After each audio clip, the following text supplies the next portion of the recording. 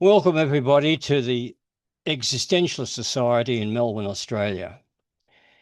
Existentialism is an umbrella term covering diverse and often conflicting schools of thought. Consequently, we're not agreed on who or what is an existentialist. We simply agree to disagree. I'm David Miller. I'm Secretary of the Existentialist Society, and following the presentation, we'll be throwing the meeting open to questions, comments, and discussion. Our speaker today is Akiva Quinn, and Akiva's topic is spirituality without religion. Akiva, over to you. Thank you so much, David.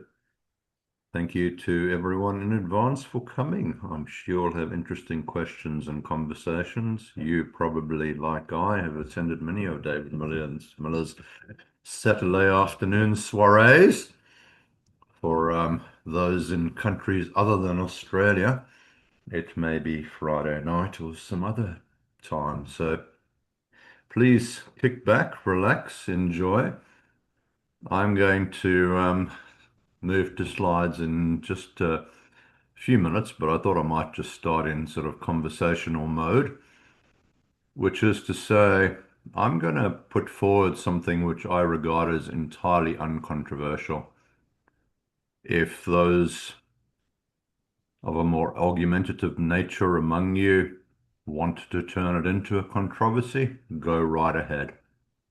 But on any reasonable definition, here's the nub of my argument without needing a single slide to present it. If anybody thinks it's contentious that human beings have consciousness, how exactly it arises is no doubt quite a substantial mystery. And our chosen author today, Sam Harris, has a lot to say on that. He's a neuroscientist. He probably has a great deal more to say on it than I do. So consciousness is not contentious. Given that, subjectivity necessarily arises from consciousness. They are effectively identical. Now, spirituality, which is our topic today, is just another way of saying we're trying to have self-awareness and we're trying to make sense of our own subjectivity or our own consciousness, because consciousness is always referential. It always refers to something. Consciousness has to be about your sense of self, your relationship to others. I see my friend Ken Young on the screen. Hello, Ken. See my friend Les Allen. Well, I won't name you all because it'll take too long. I see Vince. Some of you I know in person, so you get singled out in that manner. So consciousness is about relationships to self, to others, to the world, to the cosmos, if you like, but not to anything supernatural. It can be. And if you are among David Miller's Saturday afternoon interlocutors, people who like to ask questions and engage in dialogue, and you feel that the supernatural is an essential element of spirituality, I'll probably discuss it with you, or I'm happy to enter into debate. But there should be nothing in a religious person's view, in a person of faith's view, which attaches spirituality or defines spirituality in terms of the mystical, the supernatural, the invisible, the unseen. There should be nothing in a religious person's point of view. If they have a principle of charity, if they have the basic tenets of humanity, which is to recognize that others, the only mind that you have access to, Ken Young, for example, David Miller, for example, the only mind that you gentlemen have access to, although you've walked this planet for a good number of years, is your own. You have never encountered another mind. You have heard people like Akiva, who you know, verbalizing what may give you an indication of being consciousness, subjectivity, and having a mind of my own. But I could be an AI.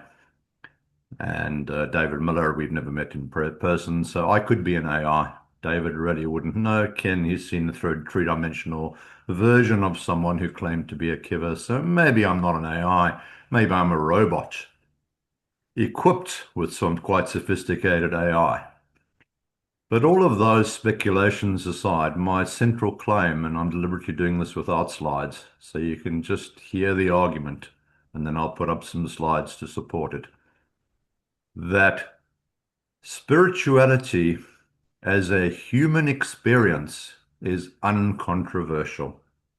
The only controversy revolves around the use or the capturing or the definition of certain terms by religious individuals, by religious movements, and by religions.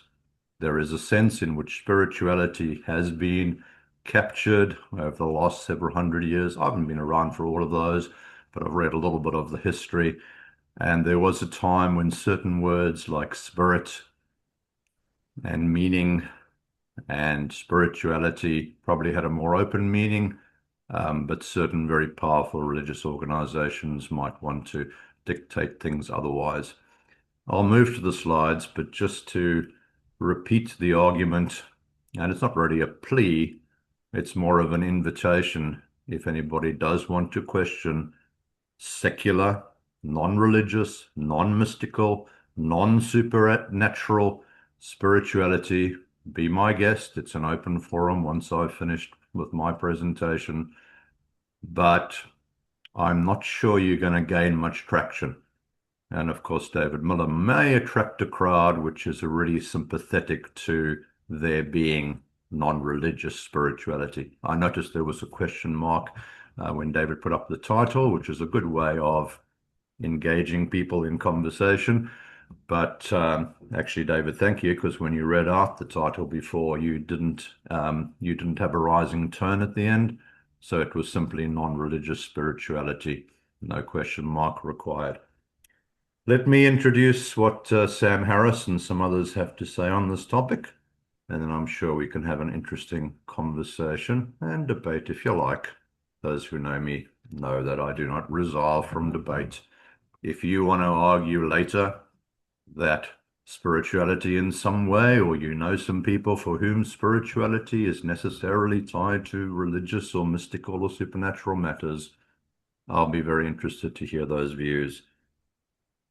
Right, share screen. I'm sure David gave me all the necessary permissions to do that. So that's all I need to share.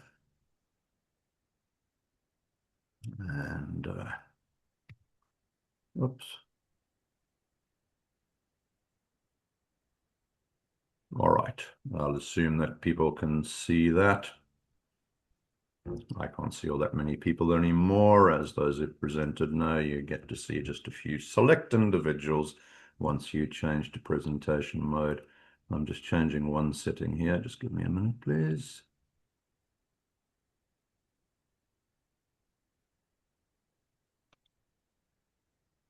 Okay, that's fine. Good to go. I was trying to change one thing which I currently can't find.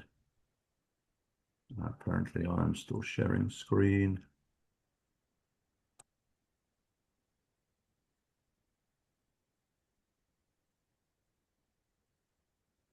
Talk among yourselves for a moment. I won't be long.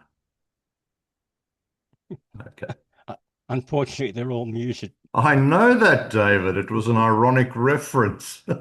So David can talk to you and entertain you for a moment while I get back to Thank you. my screen, which you're hopefully all looking at. And I can now see a few more of you, which is just more fun. I'm interacting then with those who happen to be able to see on screen.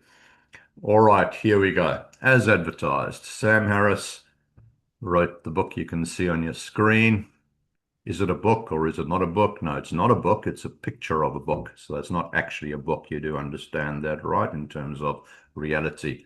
There's a famous Magritte, or Magritte, I never quite know how to pronounce these French words, painting, which is called Ce n'est pas. This is not a pipe. And he is correct because it's a painting of a pipe. It's not a pipe. All right. We have lots of comments going in the chat. Enjoy. All right. I have an association along with other organizations with the Philosopher's Bazaar, which I run with a good friend of mine, Usha's sister. We haven't run programs for a while, but we hope in 2026 to be back on the air. So, the Existentialist Society, it's a great honor and privilege to be here today. And I hope I can add something to our shared understanding of three different, but I think interrelated, closely interrelated areas being existentialism, humanism, because that's a secular naturalist understanding of the world, and spirituality. So I could have titled the talk along those lines, existentialism, um, humanism, and spirituality, but we've gone with non-religious spirituality today. And hopefully, if I pushed a button, the screen would actually progress. Why does it not do so?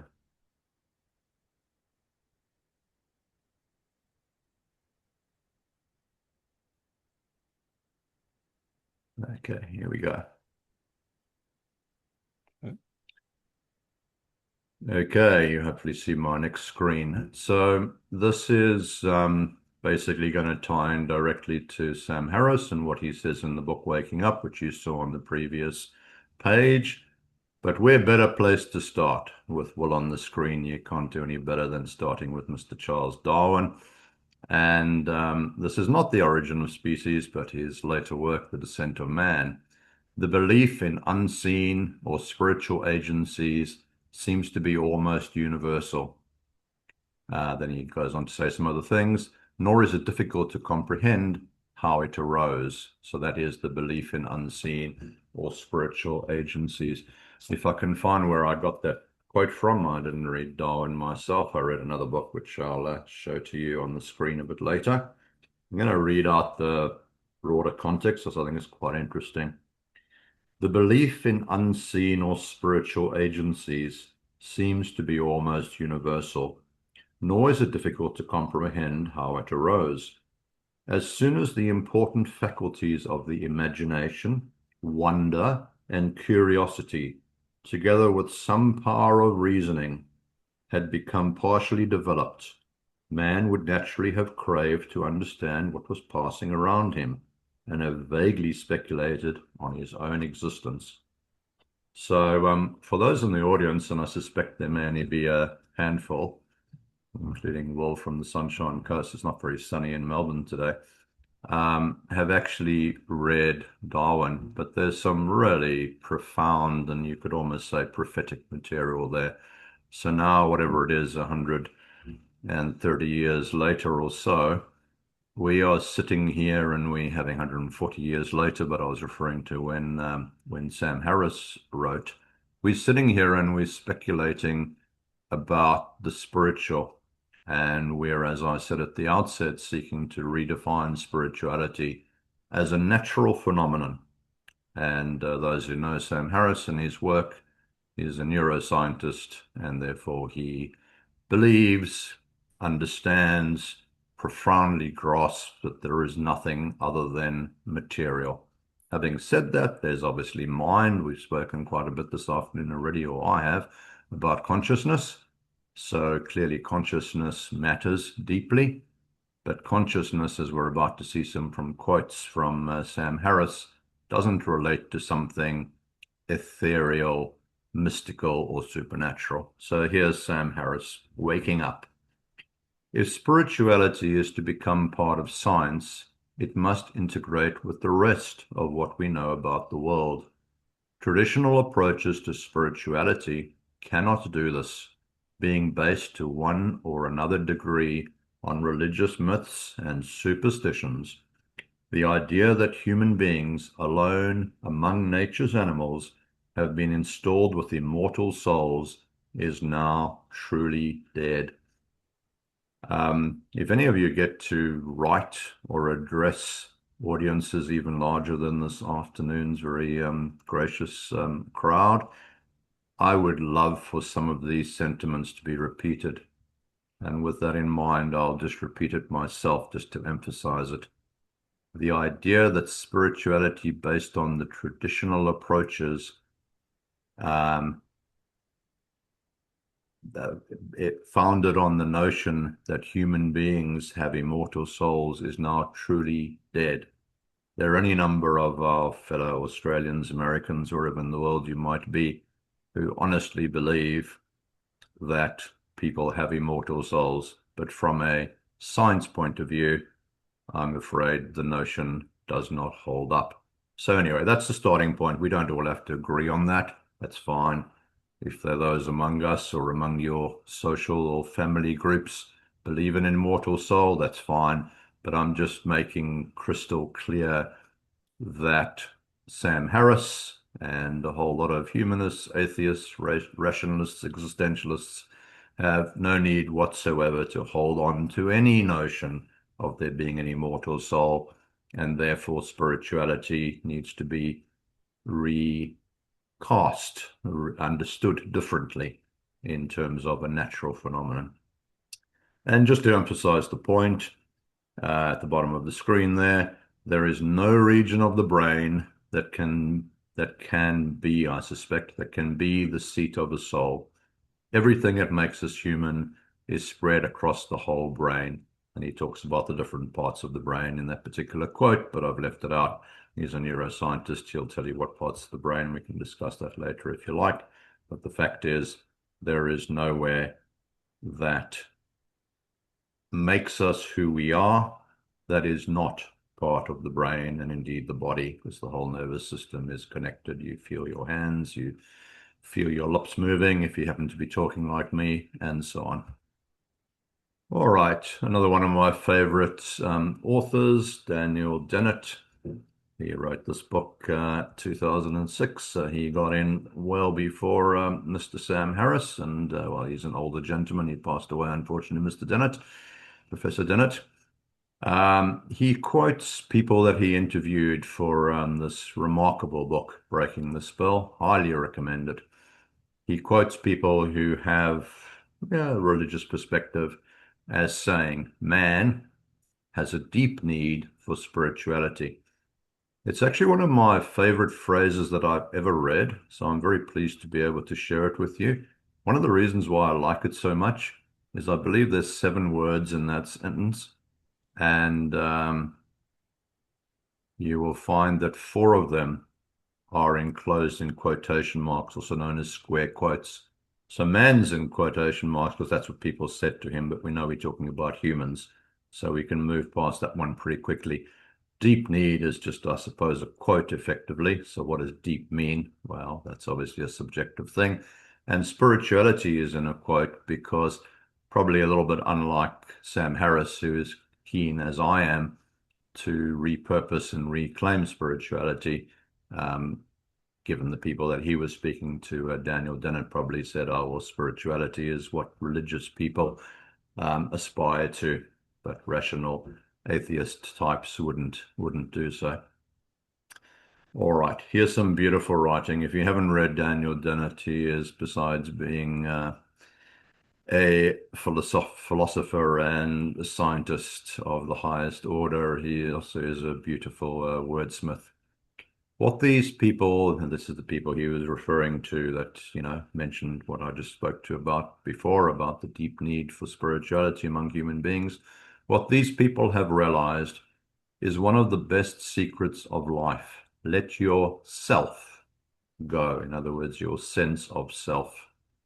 If you can approach the world's complexities with an attitude of humble curiosity, acknowledging that however deeply you have seen, you have only just scratched the surface, you will find worlds within worlds, beauties you could not heretofore imagine.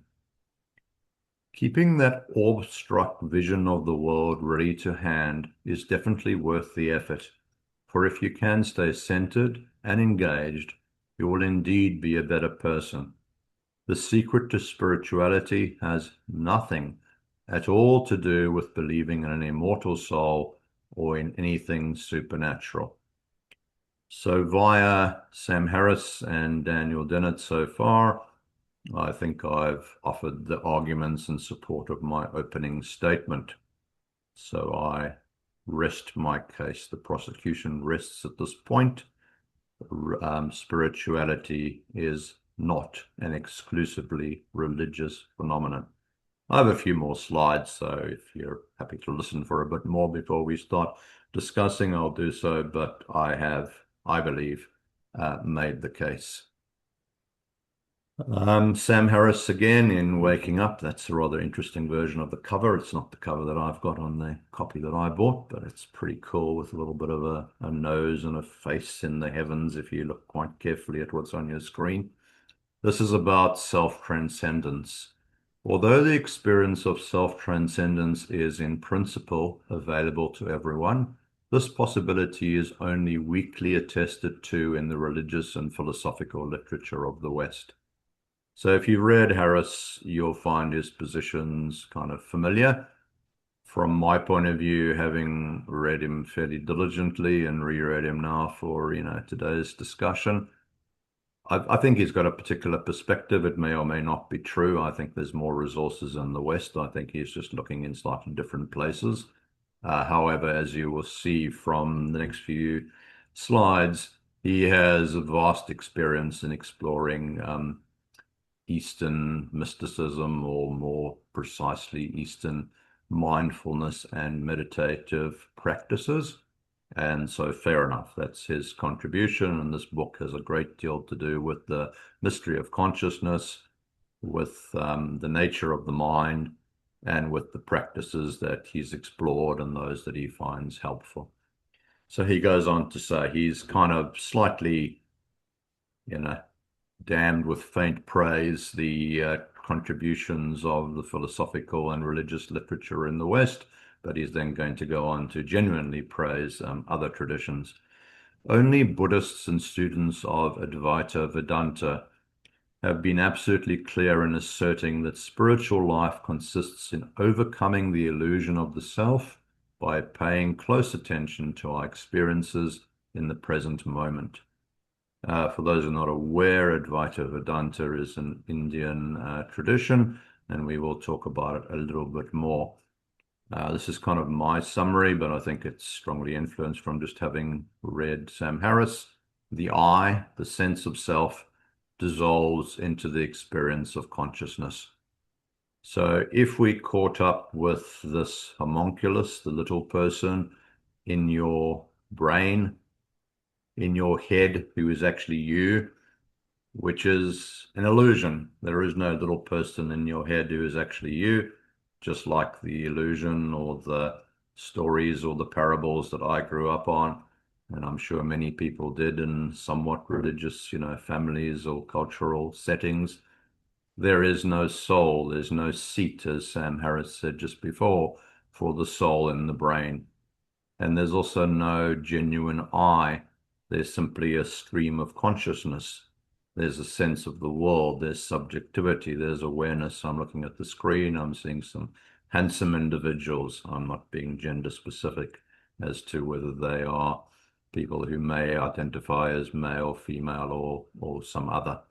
But I'm seeing handsome individuals on the screen, and because some of them I know, and I can understand from the visual, from the facial expressions that they're probably paying attention and maybe finding some things that I'm saying of interest.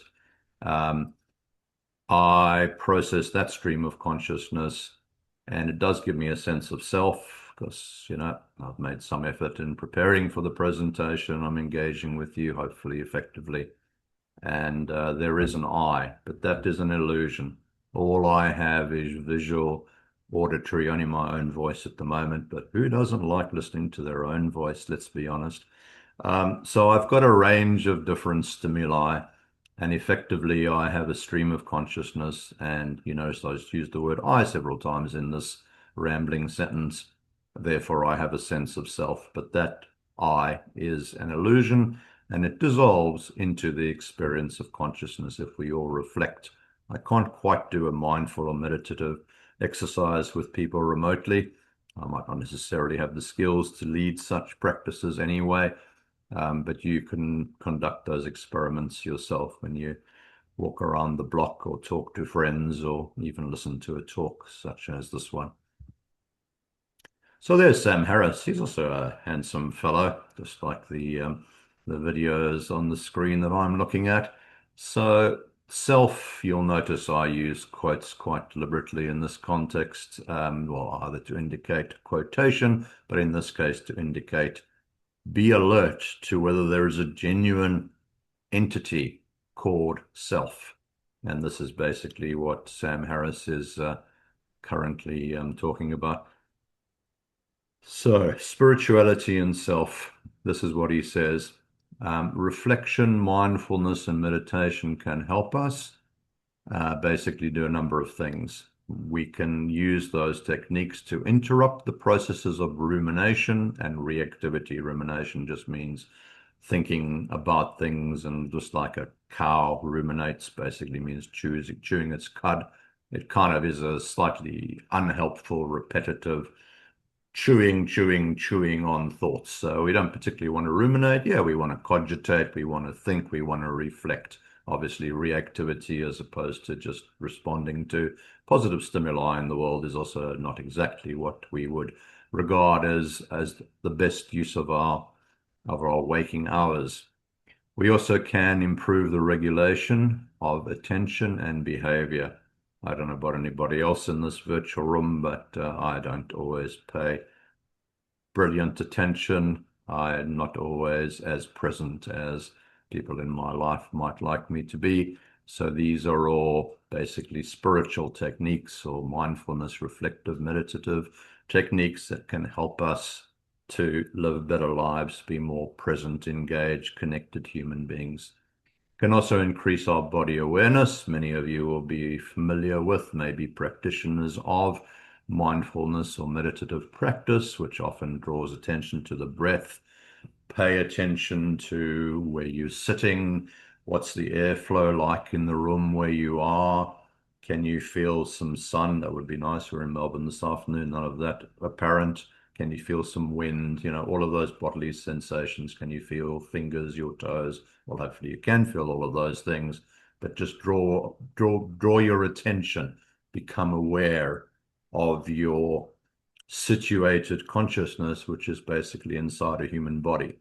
I've never met anyone. I've never met any intelligence. I rather dismiss artificial intelligence being sentient, but that's another conversation. I do differ with some eminent philosophers on that matter. But basically, it is situated awareness as consciousnesses within a human body, because that's what we all seem to inhabit at this point until transplant technology becomes sufficiently advanced that we could inhabit a different type of vessel and still maintain our human consciousness. So increasing bodily awareness seems to be a very useful and helpful part of the human experience.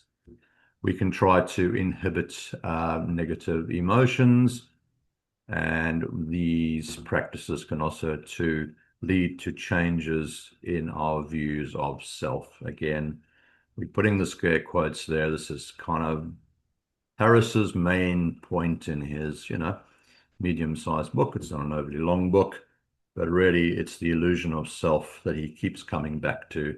And he says, well, I think he's kind of wanting to protect the genuine scientific nature of the investigation. And scientifically, as I've been arguing, all there is consciousness. All there is your brain, which gives rise to your mind. He's pretty clear about that. I'm very clear about that.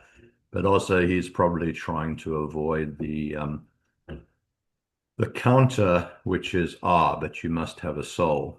Well, you may think you've got a soul if you, like most of us as teenagers or whenever you develop a pretty well established sense of self. Think of I, and you think of I as a real existence or a real existent. We're talking here at the Existentialist Society. So existentialism is effectively about what actually exists. And all that we know exists basically is what we can sense. And there is no essence, as Sartre famously said, before existence. Whereas from a religious or a supernatural point of view, there is essence, basically, which is soul, which exists, which obviously secular humanist, rationalist, atheist, whatever I've not included in that list, discount. So basically, the self and the I becomes, I think, an opening to mystical understanding of self as opposed to scientific understanding of self. Now, when we wouldn't regard ourselves simply in scientific terms, we're not just whatever number of carbon atoms and whatever weight and height and all the rest of it that we might be in the volume of water that we each contain.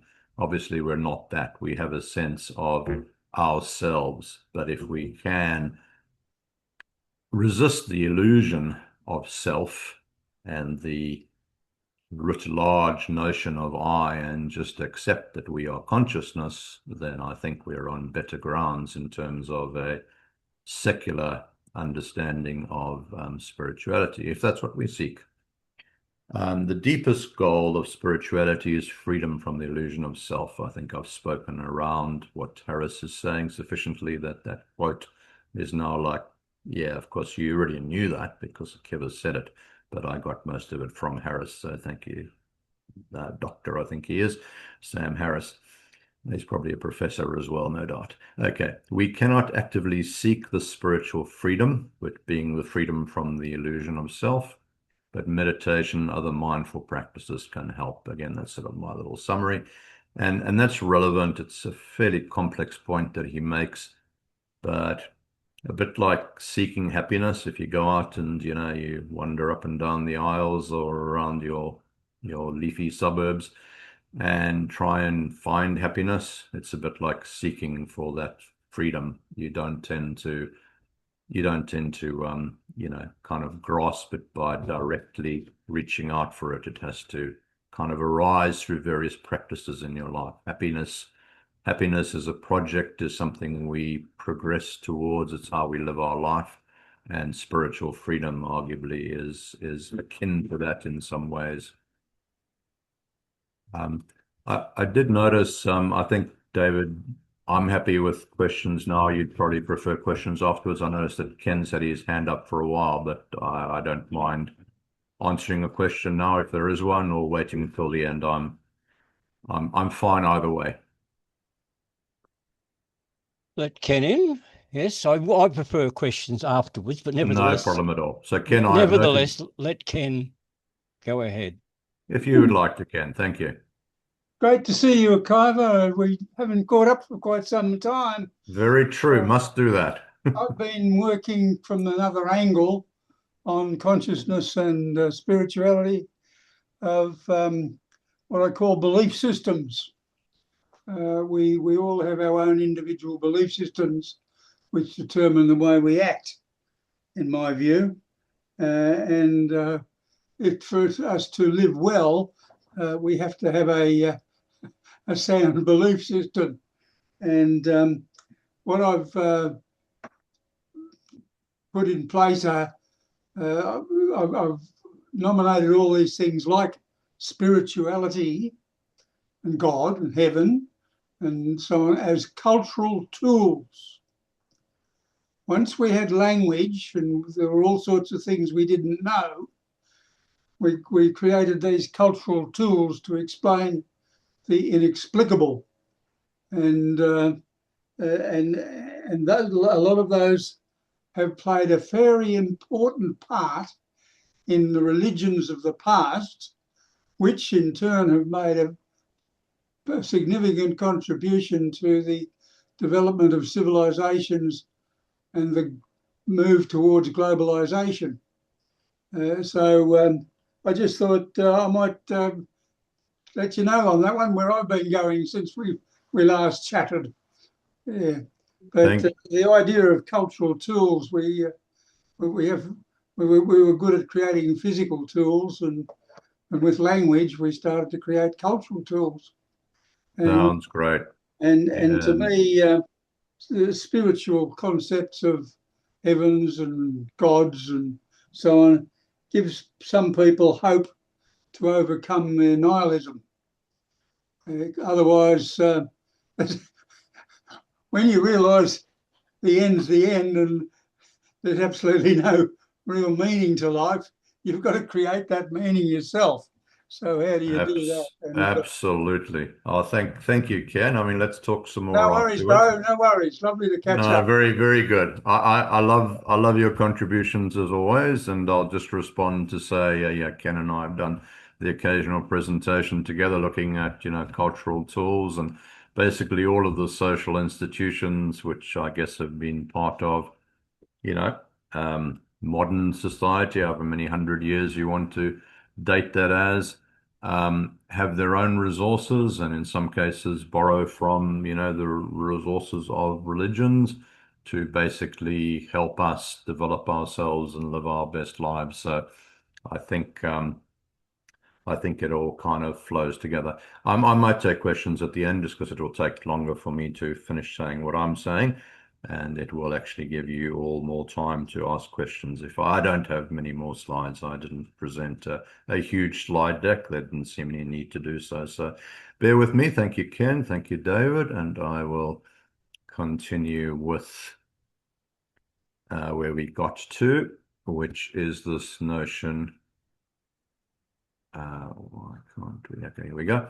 Which is this notion of spiritual ascent. Is it where we got to?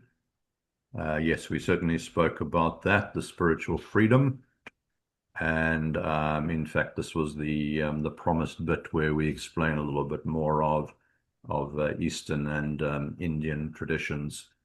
So Harris has been a practitioner and a follower of you can call them gurus if you want. He does at various points. He points out that some gurus are, maybe not all that principled and aren't actually offering guidance, or others are obviously quite beholden to a particular religious or cultural tradition, which he may not always embrace. But some, for those who know the Dalai Lama, which I'm assuming is all of you, there's a sense in which people who may describe themselves as religious, I think he sometimes does, but he's actually got a fabulous book, the Dalai Lama. I'm not specifically quoting it today, but I will mention it. I think it's called Religion for the Non-Religious or something like that. So basically, it is all about this spiritual possibility without drawing on a mystical tradition. Everyone's drawing on a tradition. We're human beings, we're hermeneutically situated, we grasp the world, we're taught to understand the world by our various sources of socialization, being primary, secondary, and tertiary, which might be family and then kind of friends and then other kind of broader circles. So we're all situated, and he's taken the trouble, and I think he's done a good job, Sam Harris, to learn from some of the practitioners of these particular areas. So he's got a very interesting discussion. I'll just share this kind of summary with you. Spirituality can be a gradual ascent, or it can be a sudden realization. So think of kind of climbing a hill, one level at a time, or consider the same journey. But at any point on that journey, we're all on such a ascent, I suppose, or at least a traversing of our lives, you might be able to achieve a sudden realization, even part way up the hill, or not far from the base of the hill. You might see, metaphorically speaking, something that leads to a blinding insight or a genuine self-awareness or self-awakening. The book is called Waking Up, after all, so we do expect some awakening experiences to be described. So Harris describes retreats that he attended, a month or 2 months in length. Wow, that's commitment. Based on Theravada Buddhist monastic discipline, with the aim to achieve cessation, which means decisively uprooting the illusion of the self, along with other mental afflictions that the practitioner may be experiencing. So there we have the gradual ascent. Clearly it's gradual because you have to be there for a month or two at a time to experience these things. So that's the Theravada Buddhist, which we haven't really spoken about before. The entirely distinct approach to meditation and mindfulness is what he refers to as non-dualistic. So the former, what we just discussed, can be considered dualistic because you've got yourself, you've got that illusion, and then you've got what you're trying to attain, which is a genuine understanding of your own consciousness. So therefore, there's there's two elements involved. The non-dualistic approach is based on the Indian tradition, which I mentioned before, of Advaita Vedanta, and it refuses to validate the point of view from which one would meditate or practice any other spiritual discipline. In other words, not quite clear from a descriptive point of view how you're going to make that leap, but if you're aware that self is an illusion and that although at a metaphysical level you're not connected to all things, you can feel a connection to all things, because you have mind, and presumably other people that you engage with also have mind. So that can be the sudden realization and the spiritual ascent. So that's Harris. That image, I can talk about images and how curious it is when you Google for spiritual ascent. I recommend you do so. Good luck trying to find images that aren't overtly religious, that don't involve, a little bit like this image possibly does, stairs, and usually there's a depiction of heaven somewhere in the scene. So it does show how strongly influenced these terms are by religious metaphors and indeed iconography in this sort of situation. All right, another one of my very favorite books. This gentleman, Dan Barker, he was a pastor in the US. He's now, for many decades, an atheist author. And I found his book really quite profound, but also quite pertinent and helpful. Because how do we, a bit like Ken said in his comments, how do we find meaning in life? Well, we need to create it ourselves. But rather than purpose-driven life, which I think is the sort of metaphor that the religious often make use of.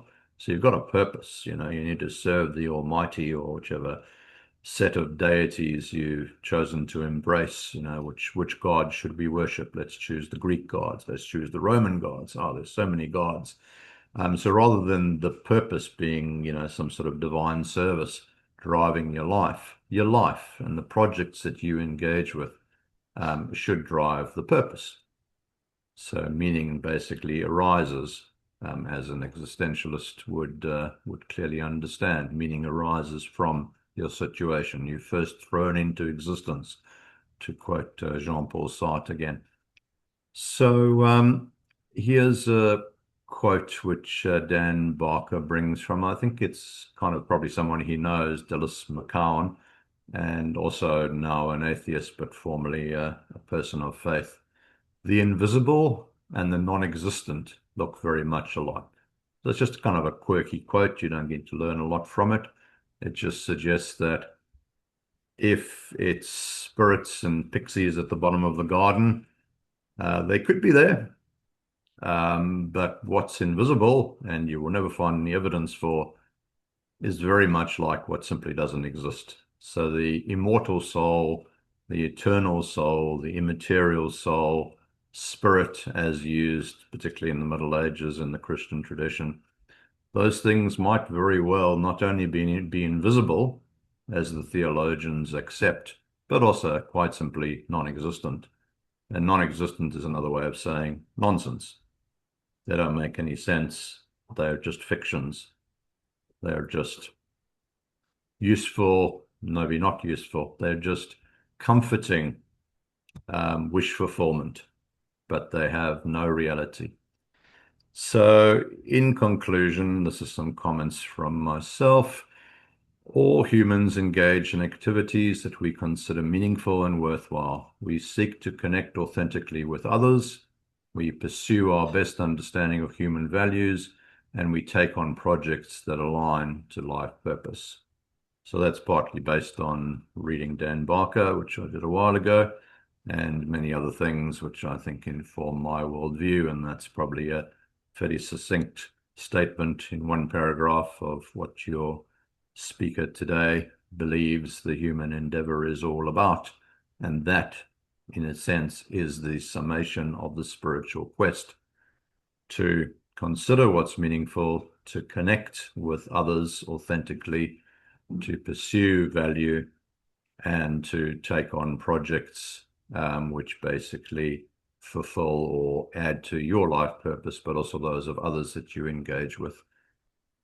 Spirituality is a broad human yearning and practice. So we both yearn for spirituality, but we also do all sorts of things in our daily practice. We talk in a pleasant way to a gardener who comes to the home, or to, people you see at the shops.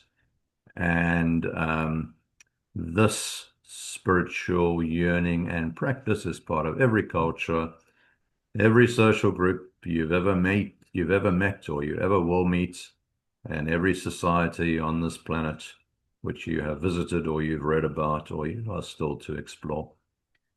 And in summary and in conclusion, we have secular spirituality or non-religious spirituality consisting of, and you can add to the list, this isn't exhaustive, it's just illustrative. We have awe, a sense of awe, which Daniel Dennett referred to before. Curiosity is related to that. Mindfulness, being aware of your situation as a consciousness. Connection to the world, to the planet, to society, to others. Meaning, we've spoken about a bit, basically making sense of it all, and humans are meaning makers. We basically are the ones that create the meaning on a secular worldview. And projects, and that I did learn from Dan Barker. It makes sense to engage in things that might be work-related, it might be community, it might be your own love of flattery, not flattery, but collecting stamps. You might like flattery as well, that's entirely possible. And whatever other hobbies you've got, including attending Existentialist Society meetings. We presumably all share a sense of connection, meaning perhaps we're mindful, and a shared project in attending another hopefully lively and interesting afternoon at David Miller's virtual table. Those are my comments for now. I will stop sharing my screen. Well, thank you, Akiva, for your talk. And before we throw the meeting open to questions, comments, and discussion with Akiva, I have a couple of announcements. The first of which is that the next Existentialist Society lecture discussion will take place in 1 month's time on Saturday, the 3rd of January at this time. Of course, if you're in North America, that would be the Friday evening. And Professor Stephen Torbanek is speaking on Schopenhauer, Kierkegaard, Marx, Nietzsche, and beyond. I'll just repeat that. Schopenhauer, Kierkegaard, Marx, Nietzsche, and beyond. Now, the Existentialist Society hosts Zoom events every week at this time. And if you want to see the groups being presented and the topics and get the Zoom links, well, the best way to do that is via the Existential Society's meetup page. And there you'll find the topics and the Zoom links for each Saturday's session. Now, for the questions, comments, and discussion session, we'll use the raised hand method.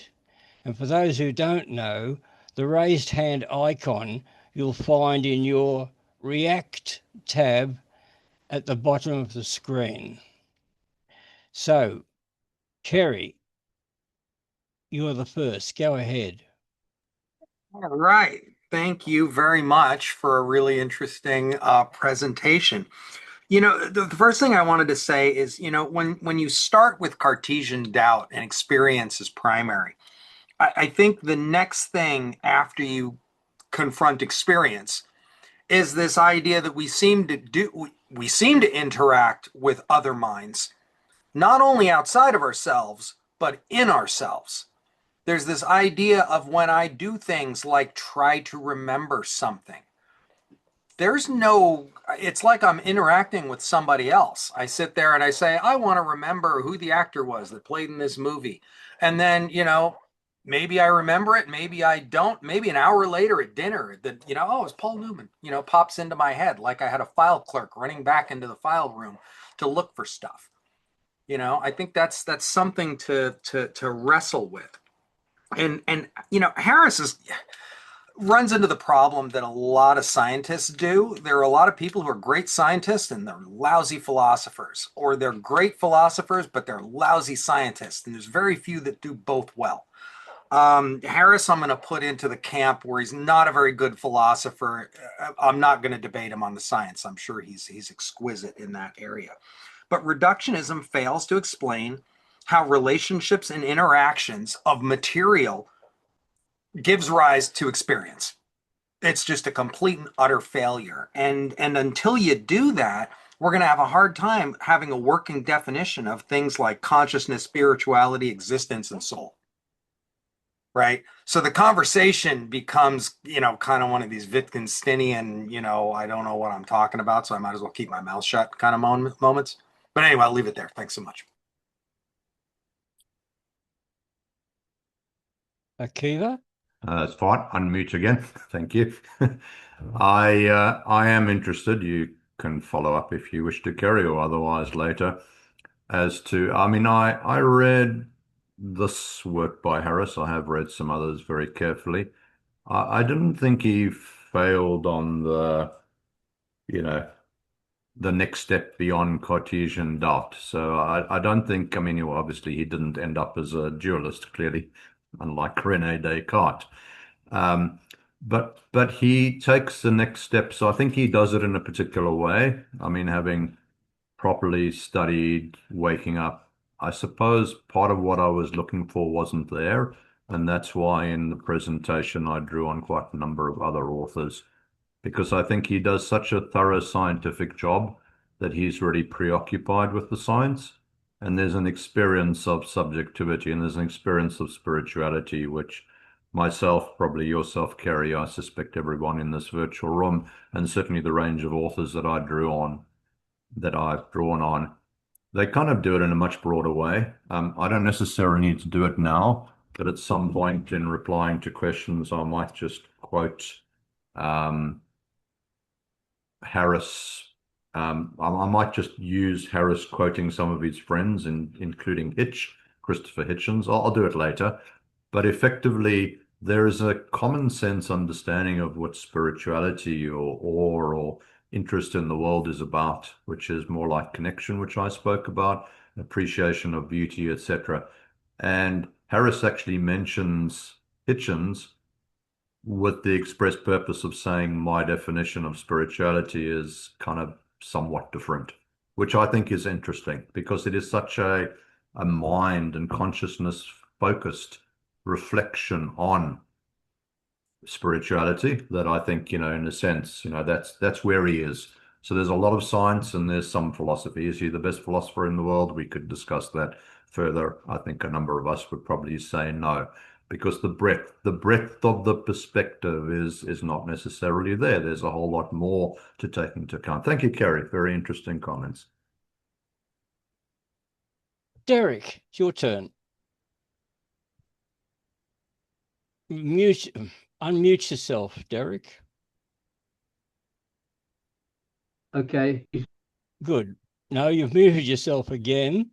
Sorry about that. Okay, yeah, great. Thanks very much for that piece of work. I share Kerry's doubts about, Harris. I think all you've got to do is read his works on ethics, which are really, infantile. I've presented a podcast on that, which sums it all up. Yeah. The question I want to raise is that yes, Akiva, you challenged the connection between spirituality and an external something that's real. Yeah, I mean, I wonder whether a connection of this kind is necessary. Does spirituality need to have an existence outside of itself in order to maintain the kind of state that it is? For example, in the comments, I gave the example of if you're in love, you have to ask, well, who are you in love with? You're in love with somebody. You need a conception of someone to be in love with in order to have that state of love. And I'm asking the same question about spirituality. And Eric Fromm, he makes the point as well that you know, can we have this state that perhaps we can say the ancients did? I mean, the ancients, they lived in a different world of certainty where they were, you know, unperturbed by logic perhaps and science to the degree that we are.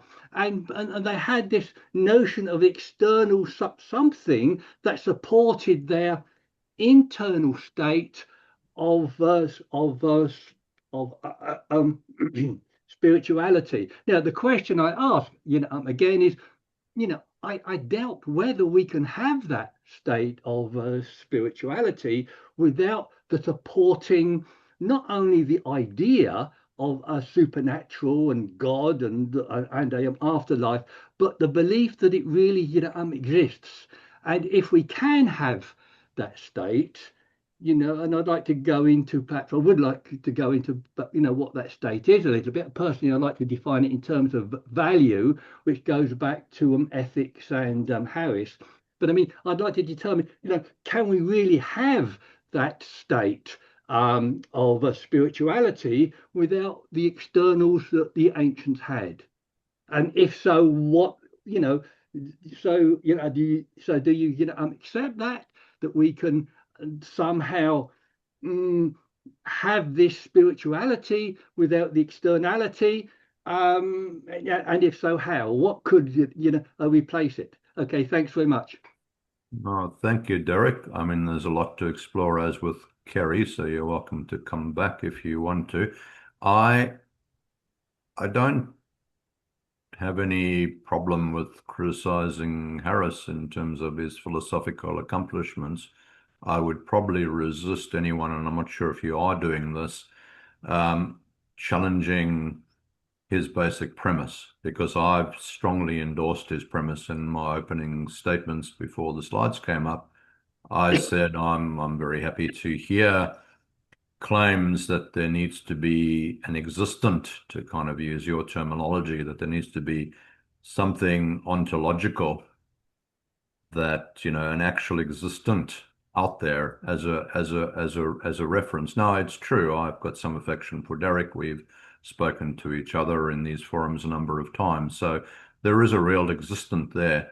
But I could like abstractions. I do like abstractions. Clearly, Derek does too. He talks about existence. He talks about value.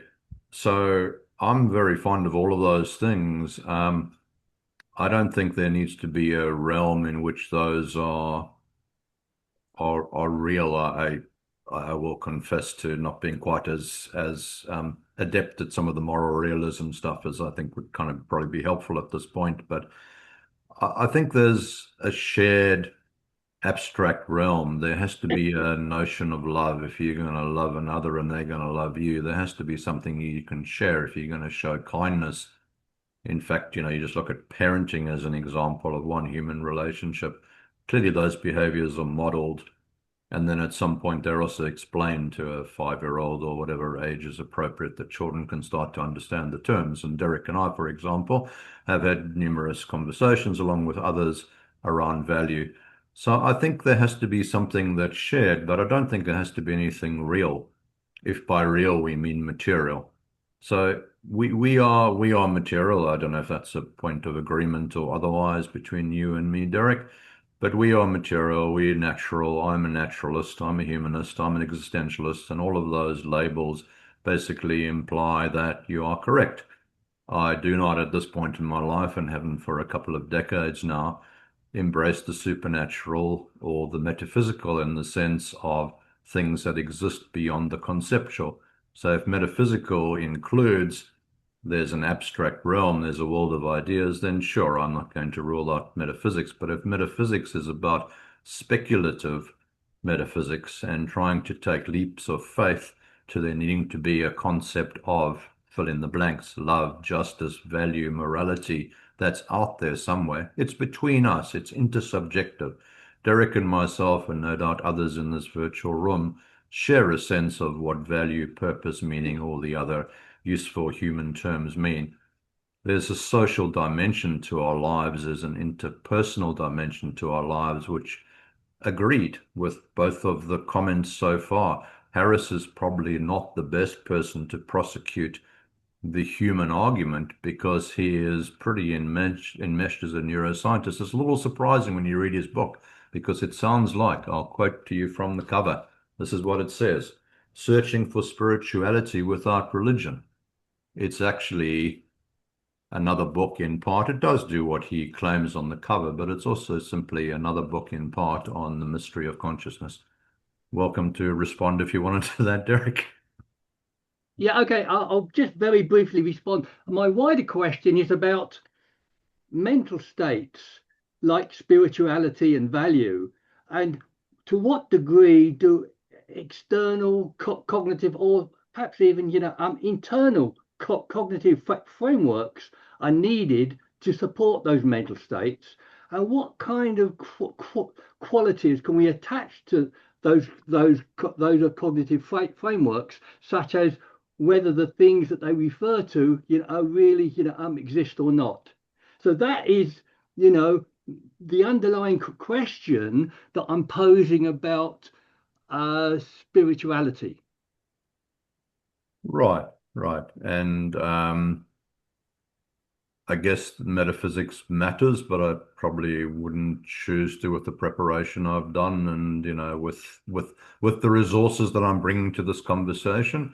I wouldn't necessarily choose to delve too deeply into the metaphysics other than to say individuals are welcome to, will necessarily have their own framework in terms of tracking reality. My strong preference, which I've expressed this afternoon, is there should be something real out there. So love is real because it's got an intersubjective reality. It's part of the human experience. It's part of every culture that's ever been on this planet, and presumably that ever will be. Whereas, pixies or goblins at the bottom of the garden, you can have all sorts of very worthwhile things you want to do in life. And maybe if the pixies are benign and, suggest a helpful set of values, then being a pixie worshiper won't do any harm. But I'm pretty clear that I've never actually seen a pixie, and there's no difference between the invisible and the non-existent, I think was roughly the quote from before. So I would rather that mature, reflective adults deal with what is demonstrable as opposed to what is conceivable, because a lot of stuff is conceivable. Thanks, Derek. Thank you. George, your turn. Thank you. My comment would be that you, Frank, and this is going to be critical, is that you approach the subject matter really quite theologically, which is to say that, first and foremost, you quote books and authors as if they are soothsayers, as if they are prophets. And so it's a set of naked assertions. It's not, I guess in the end, my response to listening today will be the same as if, someone came here and just preached Christian theology, which is I'm like, these are just a set of essentially your biases. And even again, similarly to what theologians will do, it's sort of insulting to other people's approaches to issues. So the idea that, well, if I don't think what you think, all of a sudden what? I'm left believing in pixies, in fairies. So, it just to know that what you are doing is preaching theology and really not much else. And moreover, you're denouncing essentially other approaches, other modes of thought, to really quite legitimate questions when it comes to the question of, authenticity. So you speak of spirituality. I think what you're really getting at from a secular atheistic point of view is the question of authenticity, right? What makes us feel authentic, which is a very legitimate question in terms of philosophically something we have to struggle with, something that invariably points to the metaphysical. The laws of physics, just to shift the conversation a little bit, right? The laws of physics are invisible, but yet they're demonstrably real. And so again, there are a lot of complex questions here and a lot of complex issues. Um, and you're just brushing them away and just saying, well, look, I'm quoting this guy, I'm quoting that guy. That's it. That's the answer. Which again is no real different than an evangelical Christian, to be honest with you. Oh, thank you, George. I expected, I think you described it as a critical comment. So, no, you're welcome. Let me try and respond to partly just reiterate what I said at the outset. If there needs to be metaphysical reality, if these notions of what I am taking as being intersubjective, in other words, they are shared sociological Gravity? understanding. Gravity isn't just subjective?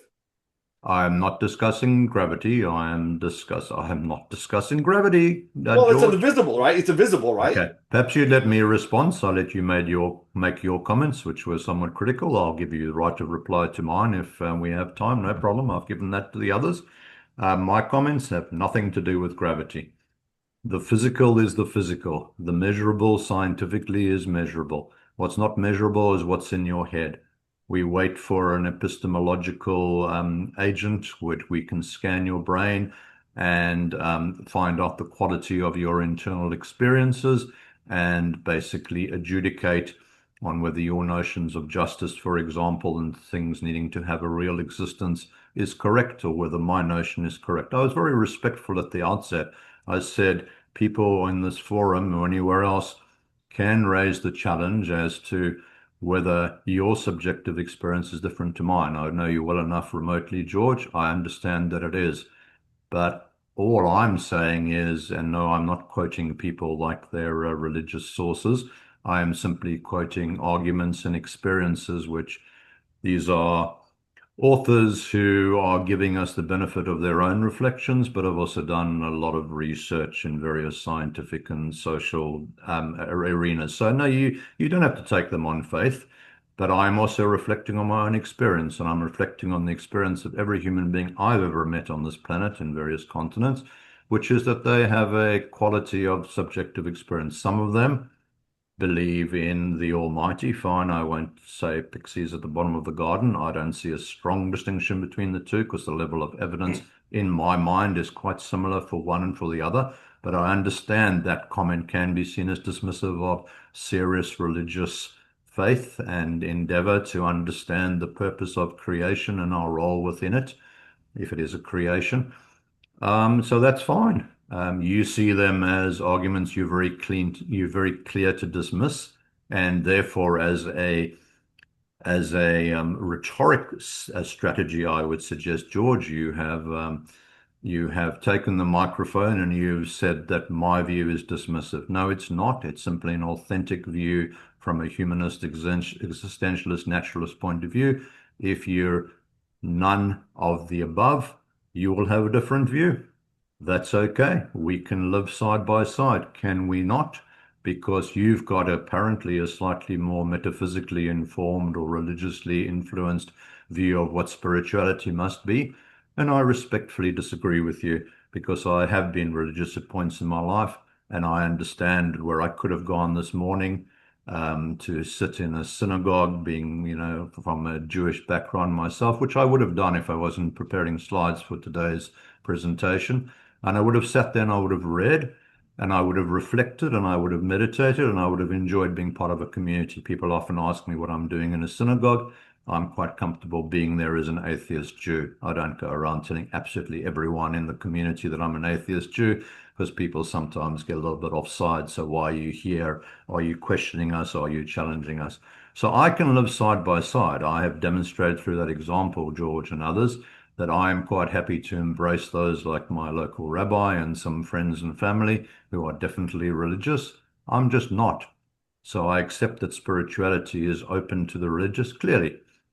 But do you accept, George, that spirituality is open to the non-religious? I mean, again, the issue is a question of authenticity from the secular atheist point of view. I mean, I even think the notion of spirituality, I mean, I'm not even sure why you're discussing it, right? Again, the question is one of authenticity. Granted, those that will speak in terms of the divine will invoke notions of spirituality, but there's no need to do that. Again, there is the question of authenticity. I guess I do have a problem in the end. Well, first and foremost, I mean, you're sort of saying, hey, I'm here to preach to people that I already believe what I believe, which again is an overtly theological turn. But I guess I'm bothered by your suggestion that you're only going to accept the measurable as real, which, I mean, there's, in the end, again, that is such a narrow conception of reality that I'm going to say to you, it's not useful to people, broadly speaking. So not only is it the fact that you're preaching theology, but you're preaching a theology that, again, just does not have really much appeal. And so, in the final instance, what I'll say is that it's a disservice to atheism. It's a disservice to secularism. The turns and the style of argumentation, if you want to call it that you've taken. But thank you very much. Oh, no, that's fine, George. You don't have to agree with how I've presented. You can answer my question if you want to. I would just genuinely like to know, and it's the last thing I'll ask you right now, is spirituality open to the non-religious, yes or no? Oh, George is now muted. I'll see if I can find him on the list. And You can just thumbs up or thumbs down because it's a yes or no question. Is spirituality open to the non-religious, Professor Gonzalez? Well, I mean, there's no reason to invoke Professor Gonzalez. Again, I've noted this. That, and again, I think this is the true atheist position, is a question of authenticity. Right? So I reject the idea of the spiritual because, I view that as theological. And again, I said authenticity is something that philosophers and people struggle with every day. And so again, I'm just simply saying that I don't think the approach offered here is helpful in terms of grappling with questions of authenticity. Thank you. Thank you, George. I will just offer one more comment as I've still got the microphone, which is that's fine, not helpful to you. However, Professor, I mean, I don't have that particular title myself, but in a respectful dialogue in a classroom, I'm not sure that a bright master's or PhD student or even undergraduate student would deserve to get the responses that you or the comments that you've just offered to me. What you're saying is it's not helpful to you. You seem to have a definition of spirituality which is tied in with the religious sense.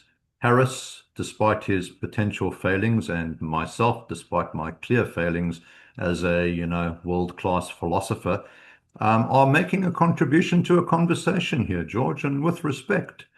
It is a conversation which many of us find helpful. Have I provided an analytic philosophical presentation? Well, I'm not in an analytic philosophy forum. I don't work as an academic philosopher. I have canvassed discussions from various people. You think I'm treating them as authority figures. Maybe I am. Maybe there's a degree of deference that I offer towards the sources. And there are quite a range of sources that I've drawn on to make my arguments this afternoon. And that's fair enough. We all do that. We're all intellectual and human equals in some sense, and we make our own choices as to where we follow the truth. The only final thing I wanted to say is I don't think it's theological. I think that's basically rhetoric, because to be theological, you actually have to have belief in things which aren't demonstrable. And all I'm drawing on is sociological and neuroscientific sources. So I dispute the claim that mine is a faith-based or theological argument. But thank you, George. I'm sure you'll come back if you wish to. I see you've got your hand up again. Stephen, your turn. Oh, thanks a lot, Akiva, and drawing our attention to the transcendental. But I've noticed, in your sort of a way, a disqualification of the idea of the spiritual. You posit matter. It's interesting because I tend to notice in the pre-axial age cultures like ancient Egypt, that which predated the rationalist philosophy of the Greeks, that they were highly concerned with this seeming dichotomy of spirit and matter. I don't fully understand their their approaches and everything, but you find for the ancient Egyptian, for example, there was an intense controversy between what they call spirit and matter. And they were trying all sorts of crazy experiments, like the temple deaf. They'd put people into a deaf-like state on the chance they'd come back telling them they could bring them back to life, and they'd tell them about their experiences with the gods or something like that. But would you agree with me, Akiva, that you've posited this great idea of materialism and matter as being the only reality? So I'll just ask you, what are the factors in the materialistic worldview that qualify it as reality? Thank you. No, thank you, Stephen. Very thoughtful question. I'll try and do justice to it. Okay, so I often do this when I'm on a Zoom. You probably won't see what I'm doing because I'm not doing it near the camera, but now I am. Okay, so now you can see the material interaction that I'm having. So the material is all that we have evidence for. All that Harris is trying to do with regard to my former questioner or challenger, all that Harris is trying to do is say we are a stream of consciousness. We are no more. There is no seat in the brain or in the body for a soul. It's not going to be in the whatever that gland was, pineal, whatever, pituitary gland or whatever, pineal gland that Rene Descartes was hypothesizing. So sorry, but also without apology, I simply assert what I've learnt and what I've experienced. And I did have a period in my life where I was under the sway of, certain religious leaders, and it seemed somewhat convincing. It also seemed rather comforting that there would be something beyond the material. So to be perfectly plain, we, being Liz and myself and many others, have had these conversations over many years with challenges to the atheist rationalist worldview. And some of them say, well, where's your sense of awe? Why do you wander around and smell the roses or admire the majesty of the tall trees, the elms or whatever they might be in the Dandenongs outside Melbourne?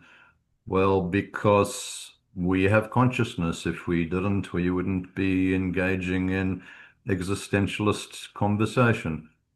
I So, was just wondering, Akiva, could I just extend the question a little bit? And let's say I have a dream and I'm just, with Akiva as I am now, and Akiva shows me his finger and says, well, that's real. So I'm having a dream, Akiva, with a dream finger. And I do have a consciousness in my dream.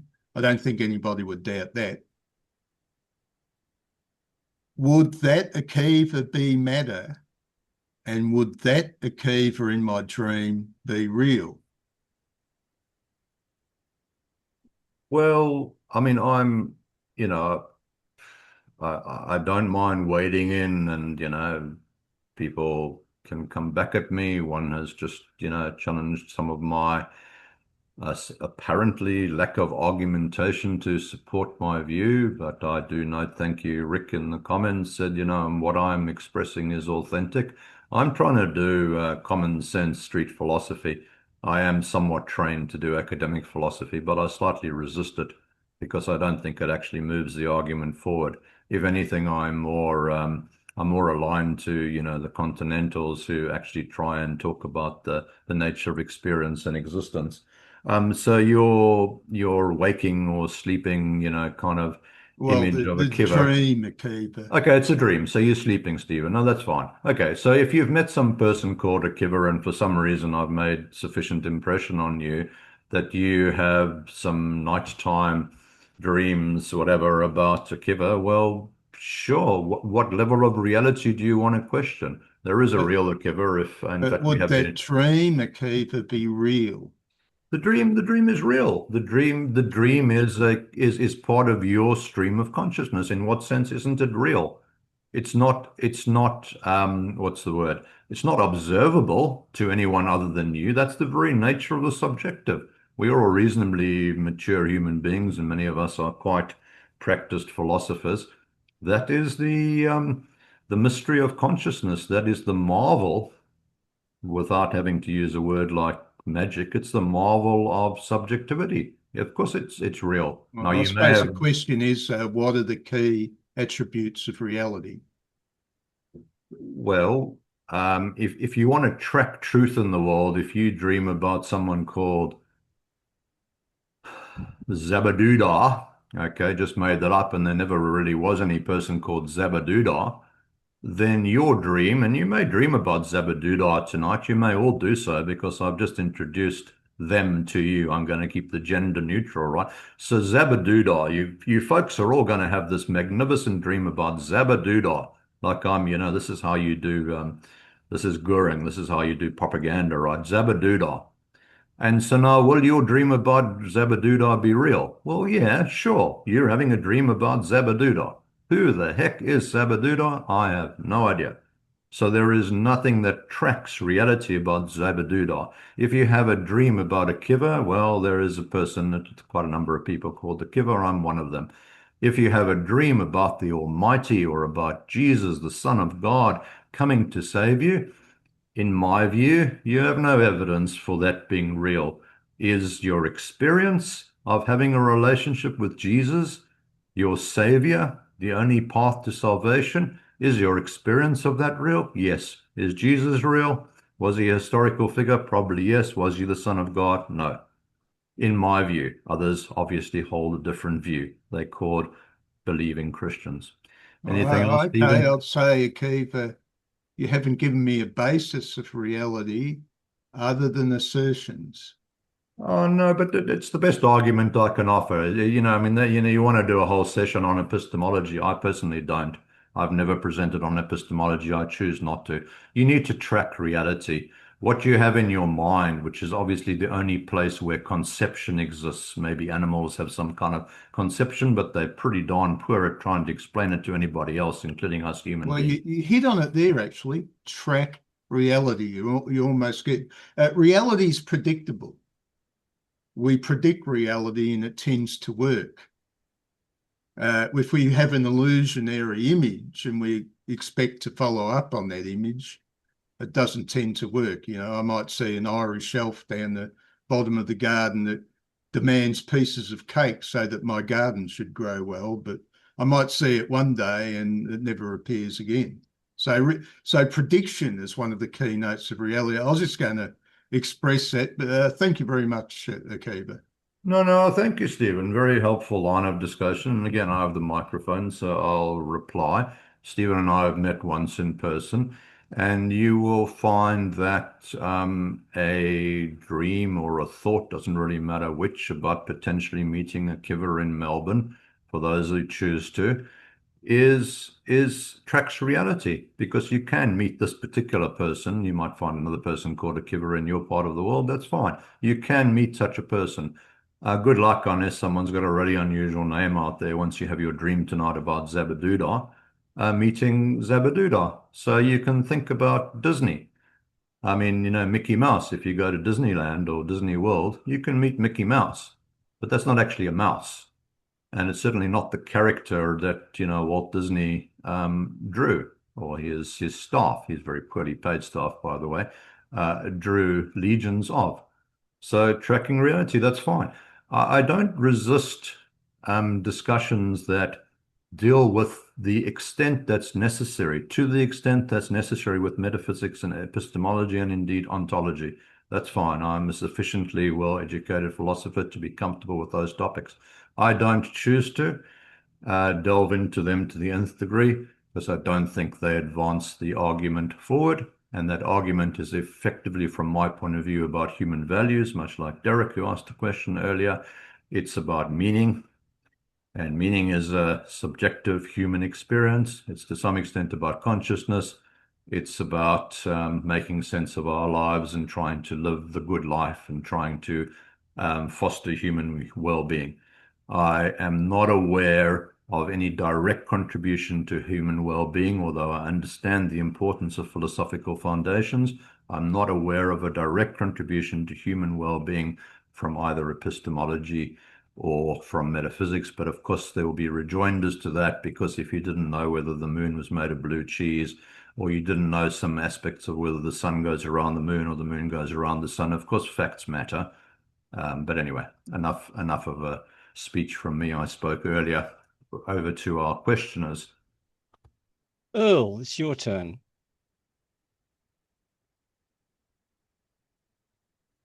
Unmute yourself, Earl. Oh, Good. I'm unmuted now, I think. Sorry about Good. that. It's very nice to meet you, Akiva. I'm pleased that we were brought together tonight by either God or Windows 11, whichever you consider more mysterious. They both got me baffled. My perception of reality is that living creatures are given abilities and capacities. Will is going to love this. They develop abilities and capacities sufficient to survive in whatever environment the species is surviving in. A bunny rabbit, for example, can run a certain speed, but not unlimited speed. It takes a lot of energy and resources to create a bunny rabbit, and as long as the bunny rabbit can survive and is successful in the form that it presently is, and its ability to multiply is legendary. So the world is covered with bunny rabbits, more or less. And I suspect that humans have developed in exactly the same way. We have large brains, and our brain has to have sufficient capacity to tell the difference between a rabbit and a rock, and to estimate the speed and direction of the rabbit and find a way to catch the thing, because that enhances our ability to survive. We need in this case, I'm using a rabbit as an example of a food source. Mm-hmm.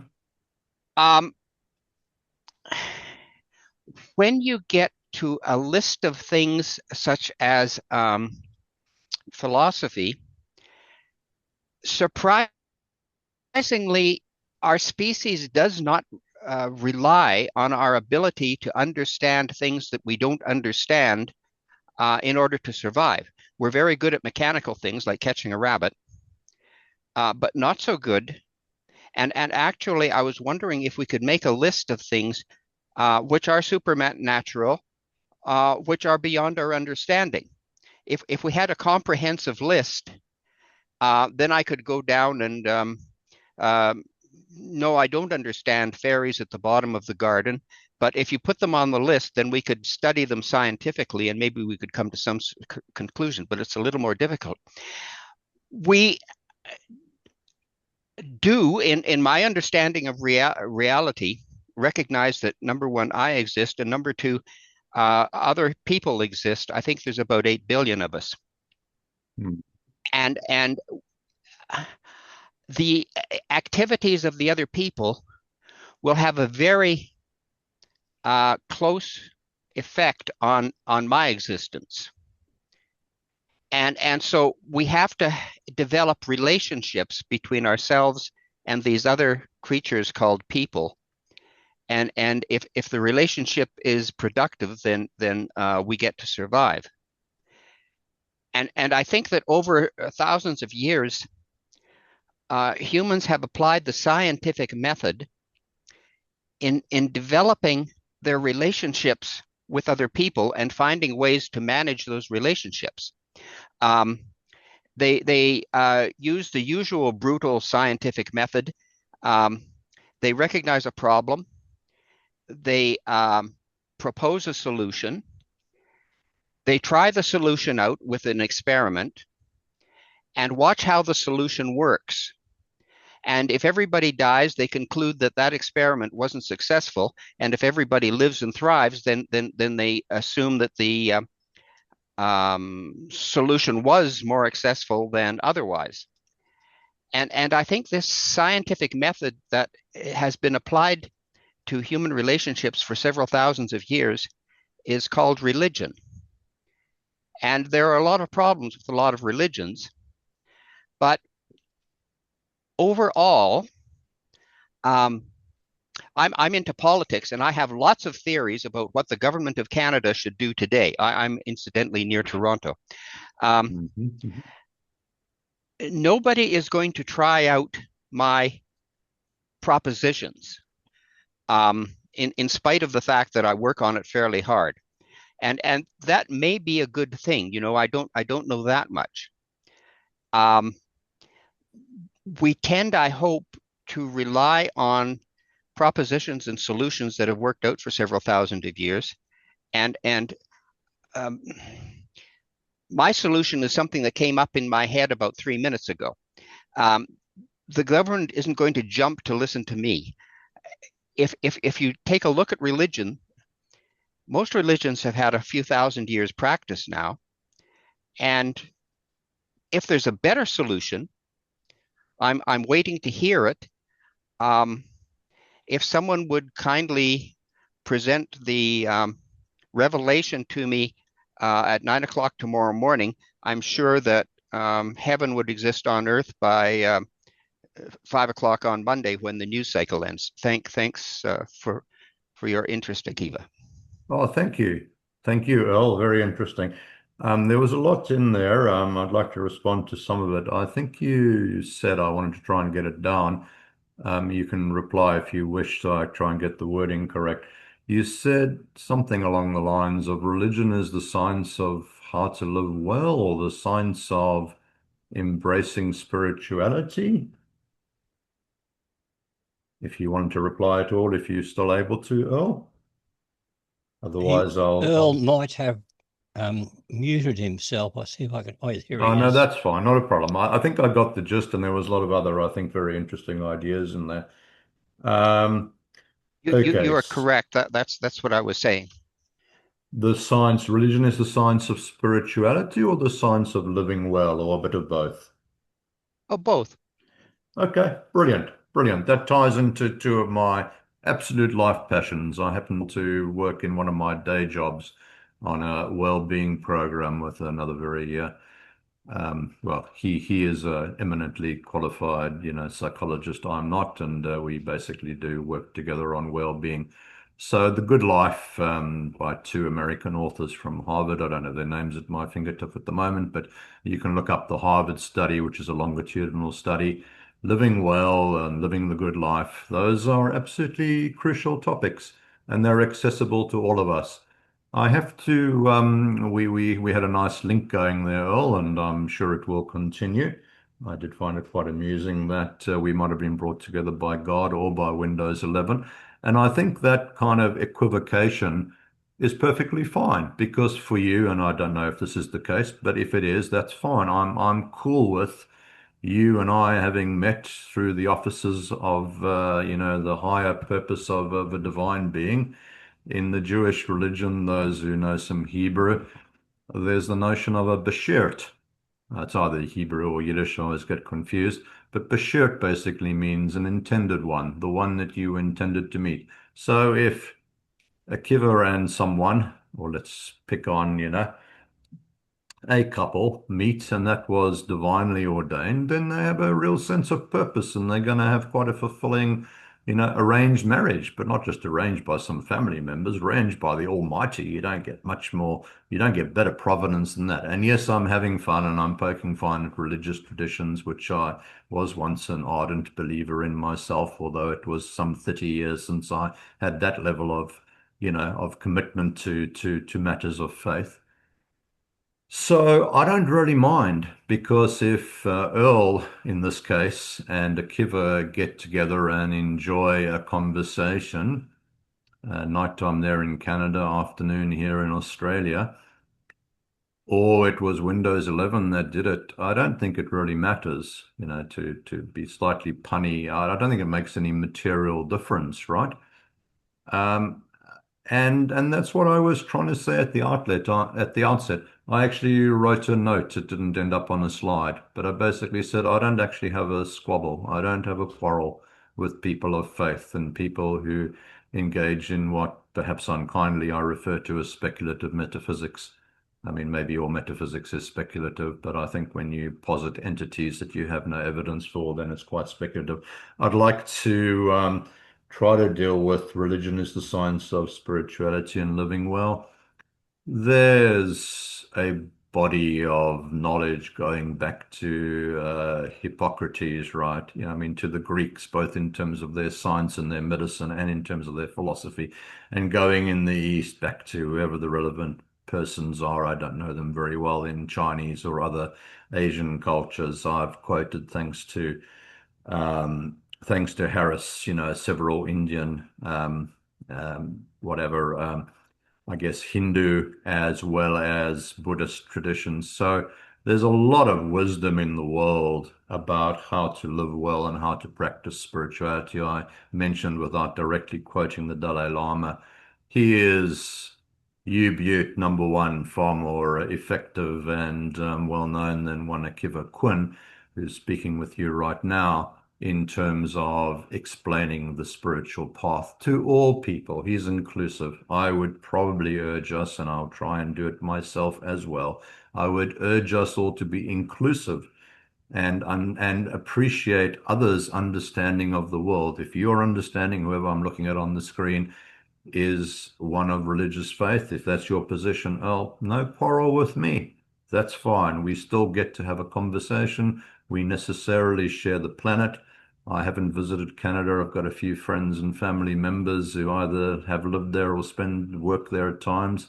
It would be lovely to be in the same country. Like you, I share the same sense of reality that the Australian government won't listen all that carefully to what I say, but I have a vote, and my side of politics happens to be in power in many jurisdictions in Australia. So sometimes your turn comes around.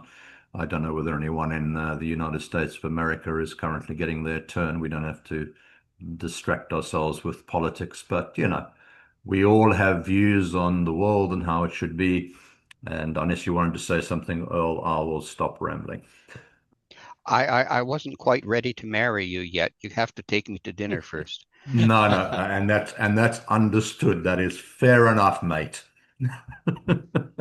All good. But there was a nice connection, and the connection clearly can exist across cultural, religious, gender, ethnic, whatever divides. And I don't think the divide between atheists and those of religious faith should be cast by anyone who just discusses this afternoon or tonight as so insurmountable. If Christians can be respectful of Muslims and Jews and Hindus and vice versa, and surely that's a religious value to do so, then yes, it's a humanist value. Do I always give full expression to it? Probably not. But my intention would be to extend the hand of friendship and to accept that we are equally valuable as human beings, whether you believe in a God or gods, and whether I do or don't likewise believe. Thank you, Earl. Great to meet you. We'll try and have dinner one day if we can. Thank you. Harry, it's your turn. All right, awesome. So earlier in the presentation, you made mention of meaning, which I think for people, this is like one of the most important, conundrums we face. And I'm going to make a statement, and then I'm going to ask you a question. I think that for human beings, a belief in like animism is very grounding, but that atheism is alienating. And what I'm curious is what your take is on Harris in terms of his ultimate goal. Is he looking for accuracy, or is he looking for positive outcomes for humanity? And if I'm right, what's the answer? How do you kind of square that circle to bring people around? Because if the search for truth results in alienation, loss of meaning, and a sense of ennui, what are we really doing to ourselves here? Thanks. Thank you, Kerry. We have had not necessarily much in the way of direct engagement, but I've been part of the same circle as you. WA being, just to remind me what state that will be if I say it out in full. Washington Thank State. you. Thank you. In the state of Washington. Now, of course, I do know that. All right. So there's any amount of data on this, and one can use Harris as an exemplar. He wrote a letter to a Christian nation. So no Australian author would have any need to write such a letter. In fact, it was a book, right? Because that's just not the predominant, national religious characteristics in Australia. So we are talking across a vast ocean. Windows 11 and some other versions from Microsoft are clearly doing a pretty darn good job. But I simply don't endorse from my life experience, and a lot of people that I have spoken to, Kerry, I just don't endorse the animism is very grounded. It's never appealed to me. It doesn't seem particularly cogent or connecting to go with, the spirit and everything. And I have studied with various Kabbalists, and they are effectively, on some level, insofar as I even understand what animism is, they probably are, because there's spirit and everything. The rock, apparently, the rabbit from an earlier example. Yeah, so that's kind of roughly what animism is. Well, I don't mean it in the formal sense as much as like if you look at a sunset and it inspires you and you see beauty, as opposed to just reducing it down to photons hitting my retina and there being some kind of unconscious deterministic hormonal response that creates these feelings that are interpreted as emotions, yada yada, the whole deterministic game. I live in a world where I experience things and I feel things. And if I want to have connection to the world, that's kind of what I'm talking about, as opposed to when I put my science hat on and all I want to do is calculate and predict and come up with a narrative that allows me to do so more efficiently, which takes me away from the truth somewhat, but that might be a different discussion. Can I just ask you, as we've been given the flexibility, as long as I don't run on too long with one interlocutor, and currently I'm dealing with Washington State and Mr. Kerry. Have you read Waking Up? Have you read the book that we're discussing? But the Waking Up, it's the book we're discussing today by Sam Harris. No, I haven't. Okay, fair enough. So that which is perfectly fine. It's not a set work for any class that we're both attending. But I think what you're saying kind of misrepresents both Sam Harris's point, which I did my best to summarize in the talk, and it misrepresents atheism. So what you're describing as alienating, and I've had this conversation before, particularly with people from your part of the world, but maybe we just get more people from North America who hold a particular set of views than maybe the local Australian people who believe that, faith kind of offers something irreducibly valuable, which is kind of what I hear from you, that in a way there is something about awe and majesty. So what I've tried to explain a number of times, let me just finish, it won't be long, is that any human being, in my experience, and obviously that is severely limited, I've only met a small fraction of the 8 billion people we speak of, but it is scientism. It is reducing everything to a scientific fact that would be reductionist and alienating. You've got no arguments from me there at all. However, there is another reality. And I'm saying it is real because Zabadoodah is real, because we've been talking about him, if it's a him or them, for like about 20 minutes now. So clearly the dude or the dudess is real. Okay. However, you're not going to find Zabadoodah out there. And in my view, just because of my life experience, I don't think you're going to find the divine or whatever, or, his son or the Holy Ghost or whatever other deities. And that's just my view. Other people have a very real experience of Jesus in their life. I get it. I grew up with some of them in South Africa. They were very clear about that relationship. It just wasn't one that I personally shared, particularly with Jesus. So I think atheism is realistic. Atheism does not deny subjectivity, and that's why I asked if you'd read Harris, because it's not a book about the brain exclusively. He uses the brain, but he uses the brain as a vehicle to understand uh, spiritual experience or meditative practice or self-awareness or removing the illusion of self. So he's not dissecting. He's not doing neurology. I mean, he's not doing neuroscience in the sense of he's looking at synapses and all the rest of it. He does refer to regions of the brain because it's a useful explanatory mechanism.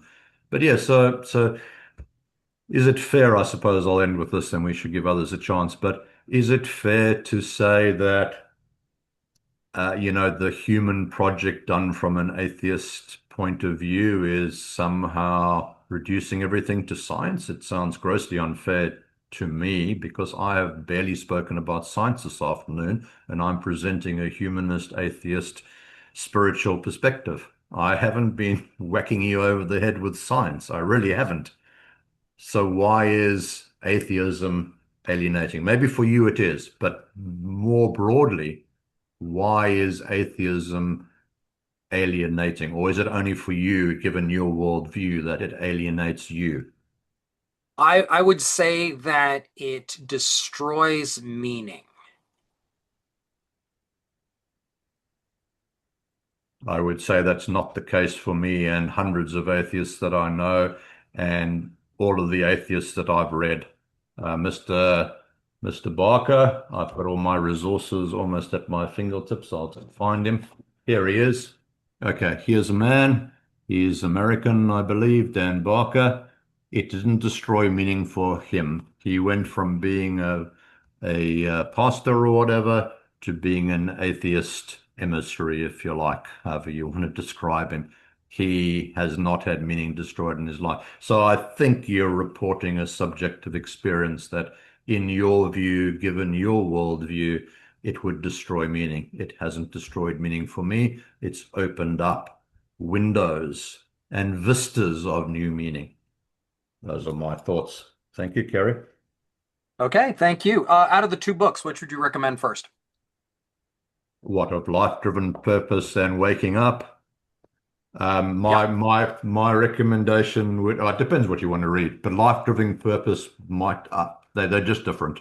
Life-driven purpose is kind of more philosophical and about setting projects and meaning, and Harris's book is quite scientific, but he effectively, in my view, he focuses in, I don't want to say reduce because it's not reductionist, but he focuses, spirituality on the kind of meditative practice. And I think spirituality is happening right now for each of us because we're having a meaningful connection with each other. Hopefully I am being mindful because one should be self-aware when one speaks and listens.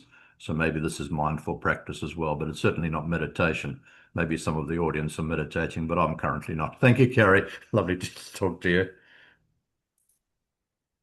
Phil, go ahead.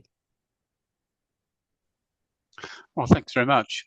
Akiva, I've really found the talk really interesting, and I've didn't know about Harris, and it's just opened up a whole discussion, which is there's quite a lot of energy in the discussion, which I'm really enjoying. I think it's important that we do question some of the reasons for our explanation that there is a soul, or there, I don't know, what elves down the back of the garden.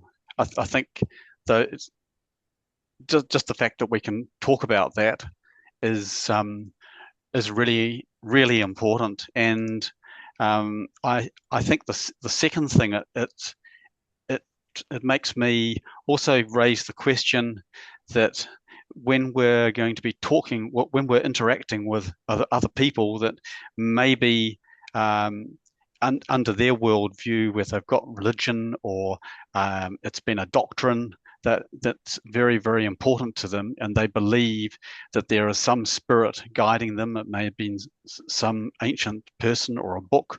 We've also got to respect that.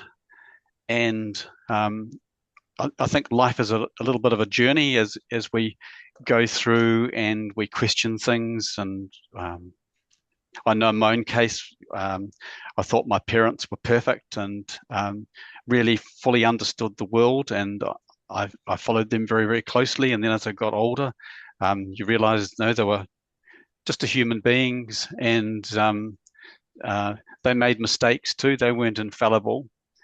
And I think this whole idea of just questioning where your beliefs come from, I think that's really important. You can question it, and I think that's what Harris gives me. It's just the fact that he's stated that you know we don't need to take that as God given to have some kind of spiritual awareness. And I'm sort of drawn to Jane Goodall's comments when she was looking at the chimpanzees, and she was struck with, and it might have been anthropomorphism to say they were struck with awe, but but you know, people going to a rugby match, or I'm coming from New Zealand, or a football, you can see the energy of the group, and it's awe-inspiring, and I'm sure some of them think that they're channeling some of the great players, John Ulomu, within themselves, and that might help.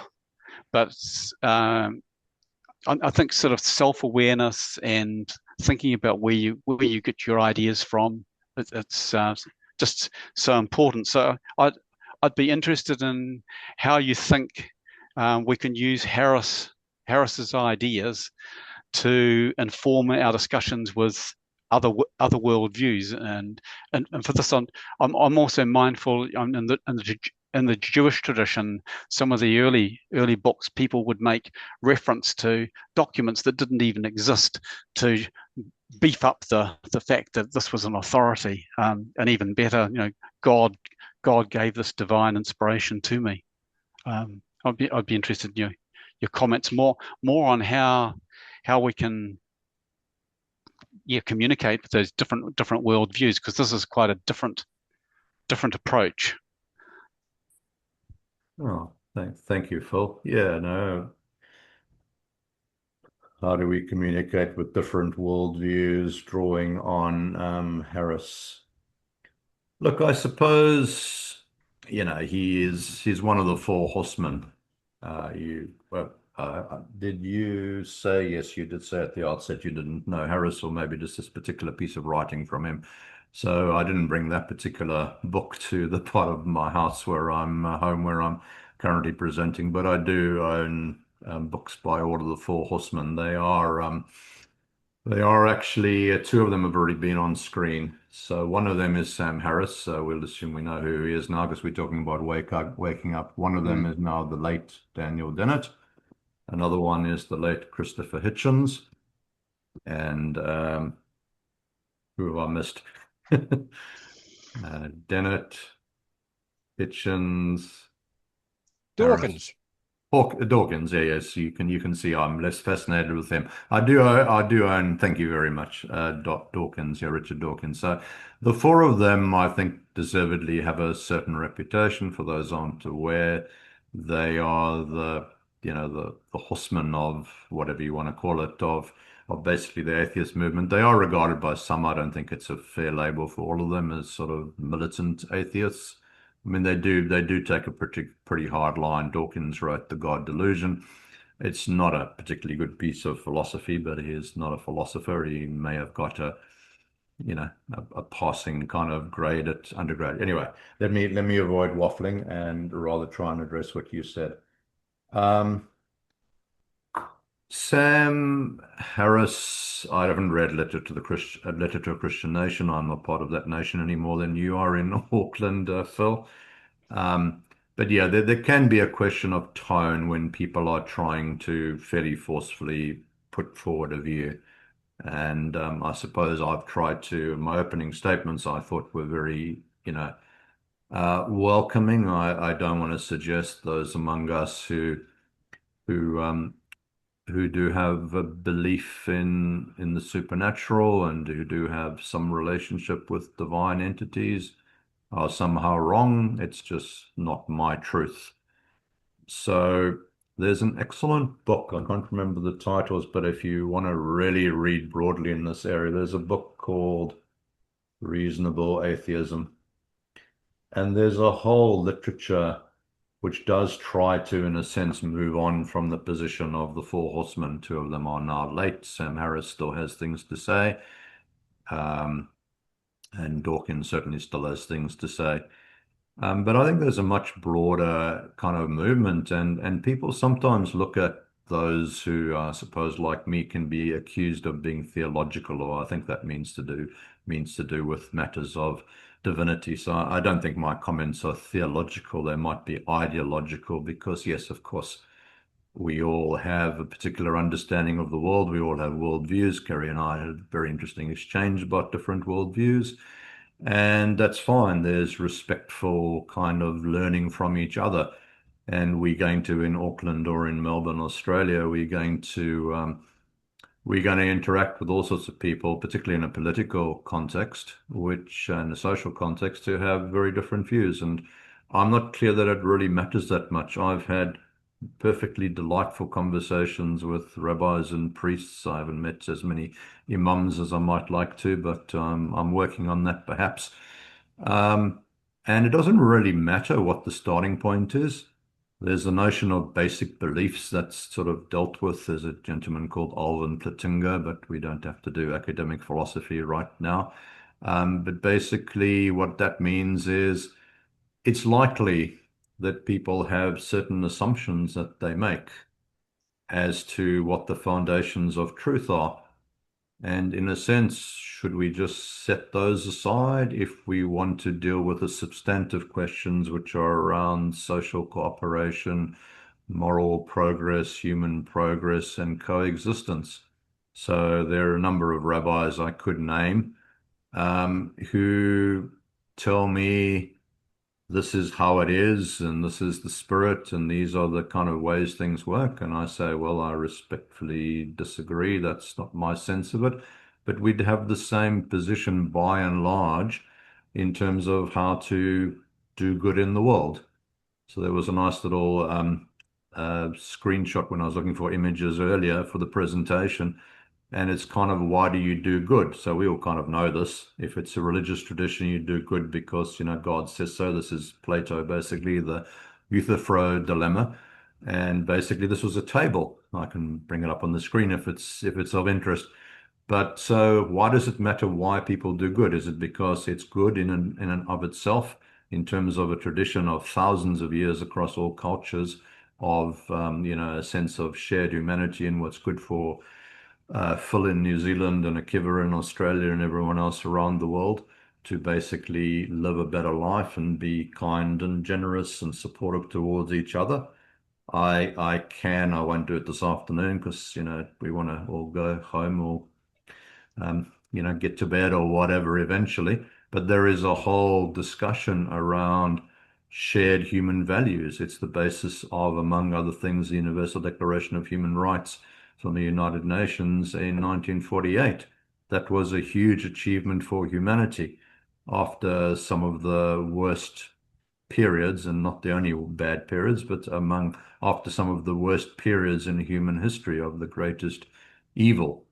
And the war themselves were a very substantial human failing, but the mass killing of various people is a human evil, even beyond the rationalization of, oh, well, we're fighting a war and we have to, protect ourselves and whatever else.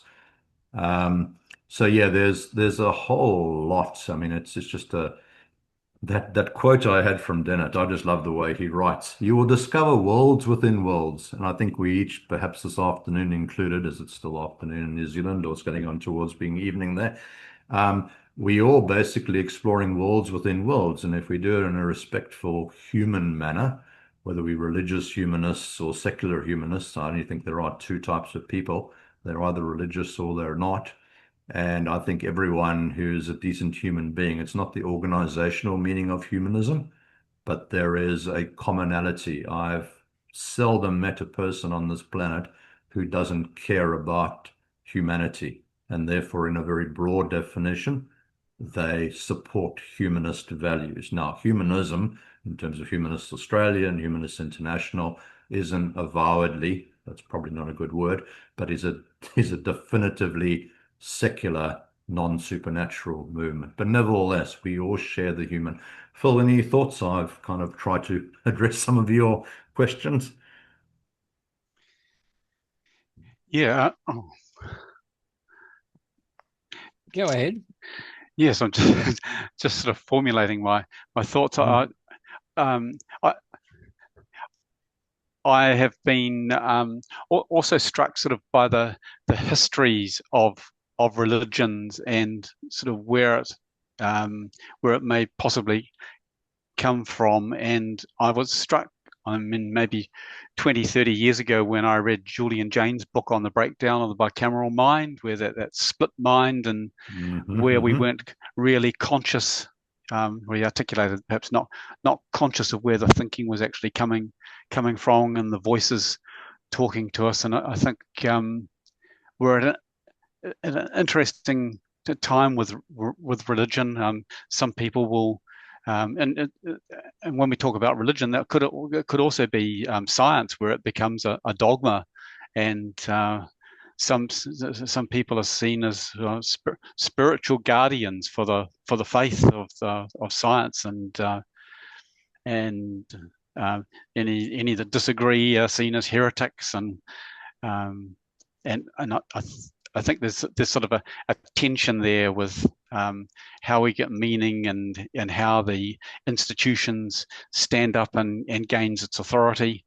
It's sometimes dangerous to start questioning where the beliefs came from, and yeah, because then you end up with sort of a breakdown in society. So I'm really struck with the meaning aspect. If we can get people rallying around as a community, and that has a real benefit, and I can see real tensions between the different world views. My view is better than yours, and you say I'm going to persecute you or politically outmaneuver you because my view is better. So I think it's useful for these very very gifted writers to articulate some of these propositions and raise these good questions, but I think sometimes people dismiss them, but fail to actually see the message that was actually that they're just trying to lift the veil, I think, over our eyes. Maybe it's not entirely a gift from the heavens and gods and immutable, and maybe it's a combination with both the religion and spirituality. Right. Yeah, so that's my thinking. So thank you for the books. I've taken a Oh, note no, of you're them. welcome. There are lots of references. Those who have attended anything I've presented in the past, I usually have a number of screenshots of book covers, and the covers are there because I own the books, and they usually have a lot to offer. And I think you're exactly right, Phil. It seems to me that to read Harris or Dawkins or Dennett or Hitchens and only see the oppositional message is kind of to partly miss the point. I mean, God is not great by Hitchens. I mean, it's quite combative. The God delusion by, Dawkins is quite combative. They are trying to dismantle or overthrow an idol. in their view. And I don't mean to be Mm, mm, disrespectful to mm, what religious folk believe, but from their point of view, it's, it's a social structure and a set of beliefs that they have challenged in their journey through life, and they've reached particular conclusions based on the philosophy, based on the science. Science can become dogma, absolutely, and I'm never quite clear whether atheism is scientism. Atheism is simply science. The reduction kind of argument comes from, I suspect, it comes from in part an emotional place of, wanting to defend the grandeurs of whatever religion or religions, one's got affinity to. But yeah, I prefer, which I probably don't always succeed in doing, in moving the conversation onto what do we have in common, what can we learn. And surely Harris, he actually says this in his first chapter.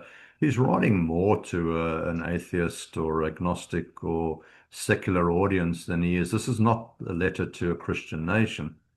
He's not apologizing, but he's explaining his use of the term spirituality, because he says some in the atheist community are very uncomfortable with that term because it sounds like a religious term. So, I mean, I'm sure he is more than happy for, members of churches or mosques or anybody else to read the book, and hopefully they would find something useful there. But in a way, it's a set of life tools and it's a set of spiritual approaches so that those of us who are no longer or perhaps never were religious can also live the good life. I used to work for the YMCA here, and there was a colleague of mine. He said, living the dream, there was just a positivity. I think he really meant it. He would like walk around the office and he would say, good morning, Akiva, living the dream, kind of question mark. So, like looking for the thriving as opposed to just the surviving. And surely that's partly what Harris is doing with Waking Up. He's trying to give secular folks an opportunity to thrive, and religious folks who presumably do thrive and who have, whatever you call it, a vibrant and fulfilling spiritual life. Why wouldn't we want that for everyone? So, yeah, I think there's actually, I mean, this is an easy thing to say and a hard thing to realize in the world, but I think there's more that unites us than divides us. But mm. try telling that to nations that are at war with each other, or people in different camps who are likewise at war with each other, just sometimes words rather than artillery. So thank you, Phil. Hopefully if you come to Melbourne one day from just across the ditch, you'll come and say hello. I'd like that. Okay, thank you. Me too. Thank you, Phil. Daniel, go ahead.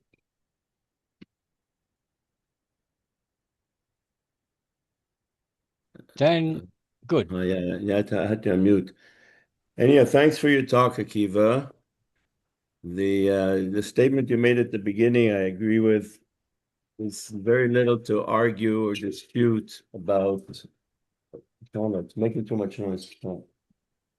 Very, very little to dispute with that. I mean, to say that you have to be religious to feel spiritual is doesn't make sense. There's spirituality in almost anything we do. The discussion tonight is spiritual. There's eureka when you dismantle a religious belief, and all of a sudden your eyes open to a new reality, to a new perspective. That's a spiritual experience as well. I'm teaching 8-year-olds how to play chess. And when they get it, it is unbelievable spiritual experience. It's like your heart is overwhelmed by the cuteness, the beauty, and their passion.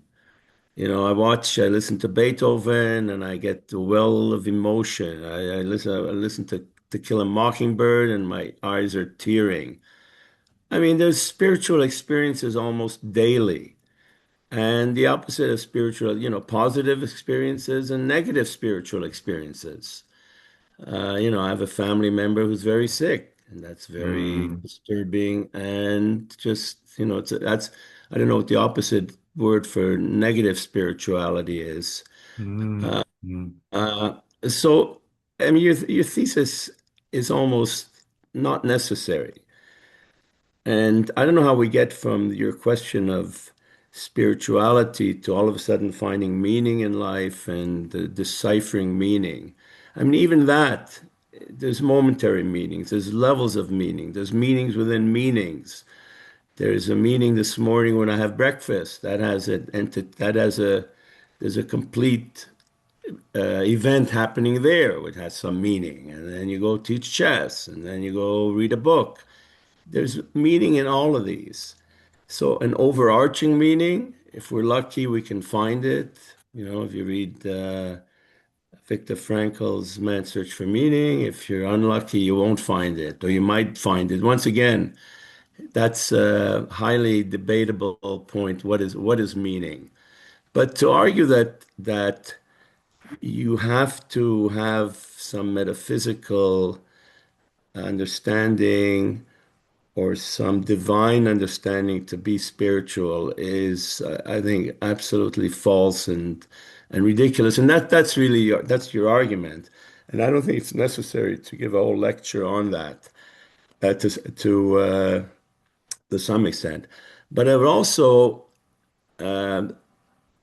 dispute what you said at the beginning, that you say, Akiva may be as a self may be an illusion. And all the self or the mind, the mental, you have to if you deny the self, you have to deny the mind, because the mind again is some entity that's we believe, and I think you believe, is attached to some physical being, attached to a body, attached to a human being, attached to a sentient being, to an animal, whatever it is, that there is a mental process. And we know what we mean by it. And I know what you mean when you say you're crying and you feel pain. I can relate to it. We have certain words. We can make a lot of predictions about behavior and feelings. We know we can take apart parts of the brain today and stimulate portions of the brain and almost predict your reaction. It may be emotional, it may be aggressive. There's all kinds of predictions. So we haven't moved very far from Descartes' original question on the one hand, but I think we've made a lot of progress. And we think we understand the physical laws, the laws of physics, to some extent, but we have more difficulty in understanding the laws of mental events. But we believe there's a mind, we believe there's consciousness, we believe there's awareness. Even the process of attention entails some kind of mind or some kind of mental process. So clearly, those words mean something to us in a functional way, in a practical way that at least we can relate and relate to what it is that we feel, what it is we're attending to, what it is that we're thinking. Can we share thoughts? To some extent, we can.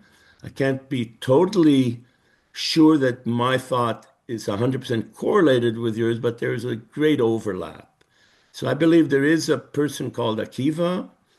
Right now, he's represented in cyberspace, but I believe there's a reality behind it, as an actual being who emotes, thinks in similar fashion to the way I think. Agreed, Daniel. Thank you very much. So the details on the self and being an illusion, I mean, that I wanted to try to do justice to Sam Harris and present what I think is, an absolutely, well, is probably almost the key message in his book. So it would be disingenuous and unhelpful of me not to cover it.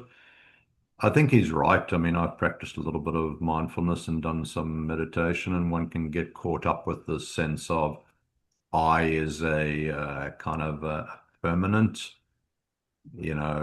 part, is an unchangeable part, because there's kind of the observer self, and we can observe our thoughts. So therefore, who's observing the thoughts? There must be an I. That almost feels like the homunculus again in your brain. And I think he's right. But I mean, there's nuance there, and we'd have to wade through Harris, and it wouldn't matter if we agreed with all of the details or not.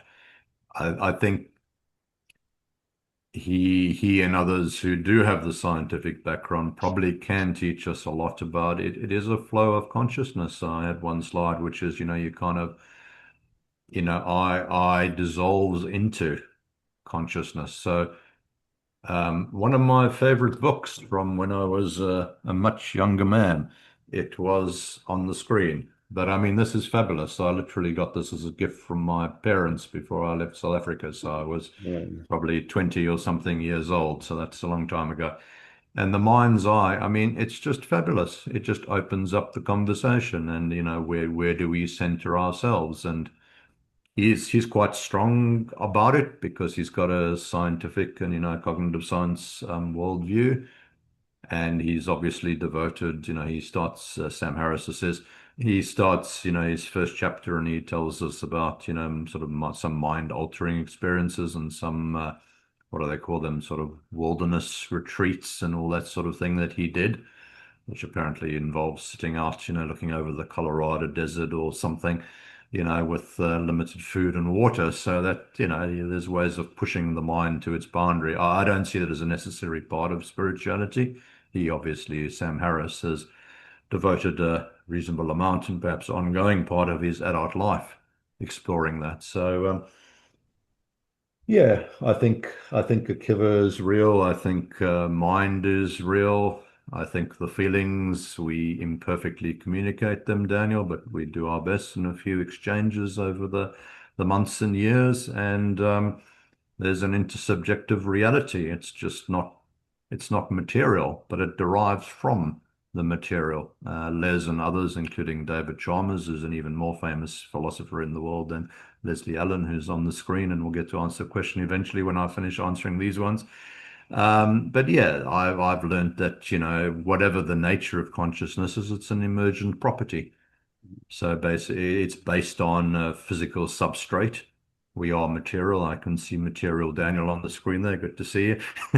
And there's mind, which, I can never get a grip on. I can't even get a grip on my own mind. I could cut up bits of my brain if I felt like that was a good idea. But all we have is our ability to communicate, and we can communicate in this kind of way. And I suspect our ancestors did that a fair bit, like with gestures and with grunts and stuff. Like, hey, there's some food over here, man. Come and get some food, and I need your help to kill that animal. Whatever. So we've been evolving, literally, or we've been developing our communication skills, and we got to this point in 2025 where, thanks to Windows 11 and various other platforms, we can actually do a reasonable job of communicating right around the globe, which is not bad. Any thoughts in response, Daniel? And we know it's attached to some physical entity, with the brain, and we're unraveling it very, very slowly, but there is progress made. And I know that when this brain stops functioning, there goes Daniel. It's goodbye, unfortunately, but that's the way it is. Very, very unfortunate. Very So, unfortunate. But at the moment, that's the way it is. I mean, you and I are completely in agreement, and we clearly and so understand. there's something disingenuous about saying, there is no self. It's an evolving self. It changes from moment to Right. moment. Okay. Daniel, that when he was 20 is different, 60 years later. It's not the same being in some way, and yet you can relate the history and the progress somehow trace it from that period to the next period. Absolutely. But again, your main thesis that spirituality is constant in almost everything we do, and the more mindful we are, the more spiritual we become. Nothing to do with religion, nothing to do with God, just Yep. existence, which can be exhilarating. Absolutely. And I'll make one other point as far as science, and I forget which physicist said, Einstein's work is actually, it's not just science, it's a work of art when you understand how it evolved and how he got to his conclusions and his derivations. It's more than science. It's in a realm of art that's unfathomable. A very spiritual experience, Anyways, Absolutely. thank you. Oh, thank you so much, Daniel. Really love your comments. And yeah, I'd probably agree with you. The thesis, if it was one, or the truth claim or the philosophical argument, which I might have been presenting regarding this afternoon, I think it doesn't really need defending. I think the talk and the responses, at least for me, are gratifying because it opens a space. Some people, haven't engaged with Harris. Some people haven't engaged quite in this way with these set of thinkers and writers. And I think it opens a space and it gives permission to reclaim spirituality. I mean, I had some notes in my book. I can share them if people are interested in terms of spiritus and all the rest of it. I mean, it used to mean breath.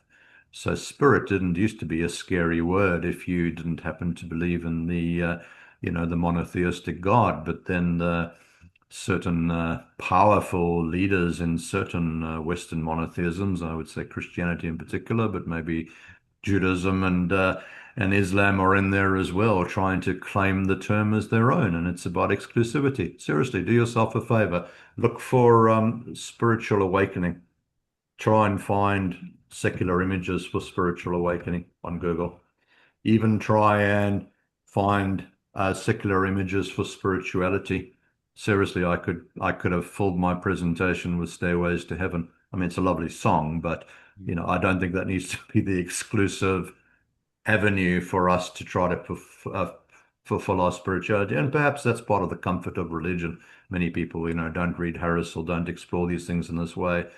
And it's just pleasant to have, the rituals which some of us grew up with. And I still practice some of the rituals, nothing wrong with rituals, but they don't need to be with the sense of, the immaculate and the mysterious. Thank you so much, Daniel.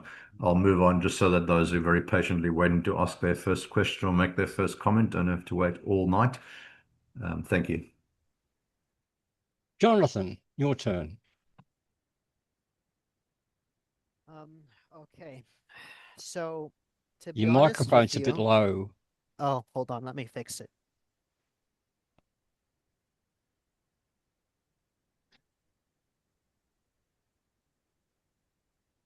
Is this better? Nope. Is this better? Yeah. That's a bit better, thank you. Okay.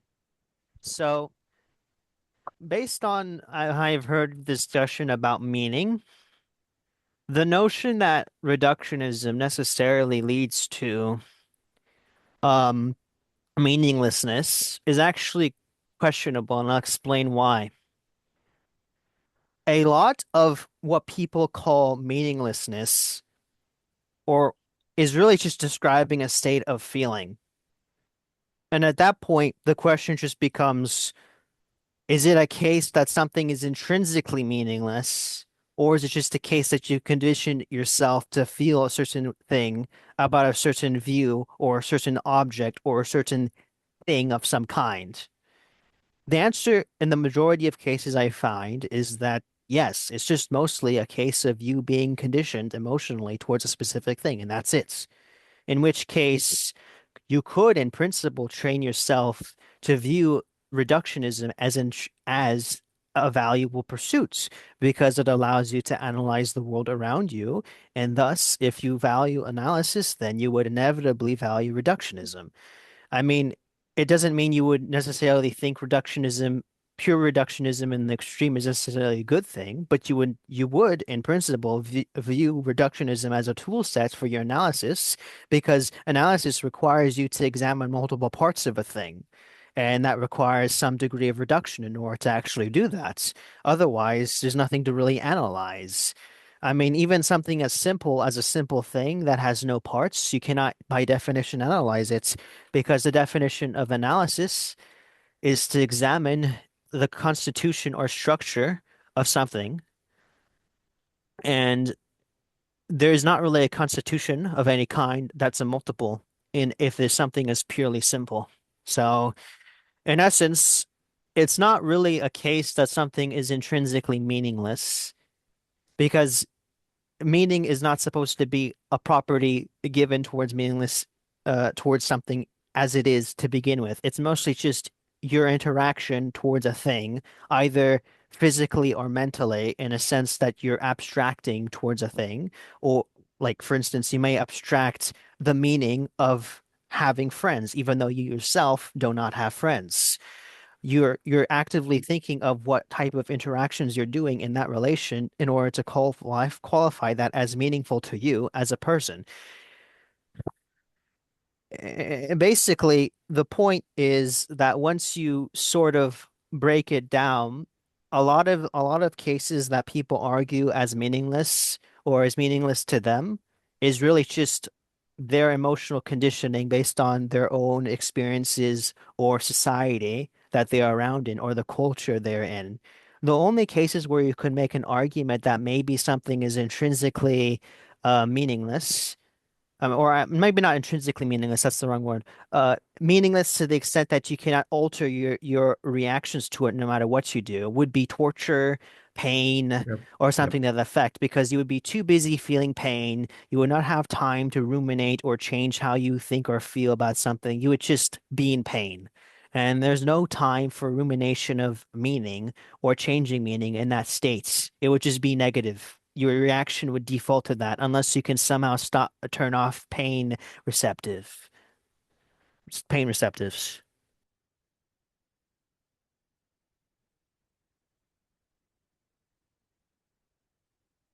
Akiva? I'm still here, don't worry. If you still wanting to make points, Jonathan, or had you finished? Oh, Jonathan had finished. That was David saying Akiva, right? Gotcha. Thank you. Got to hear voices. Australian voices are different to Jonathan's voice. Okay.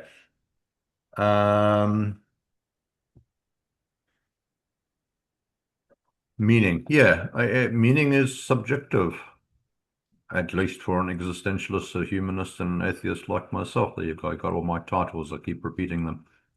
Meaning is cosmic. If you're a person of faith, one of the best books on philosophy I read when I first studied the subject at the University of South Africa, which was Correspondence, was about life meanings. And I learned then and continue to put forward now the distinction between the meaning of life, good luck with that, as opposed to meaning in life. That's accessible to you.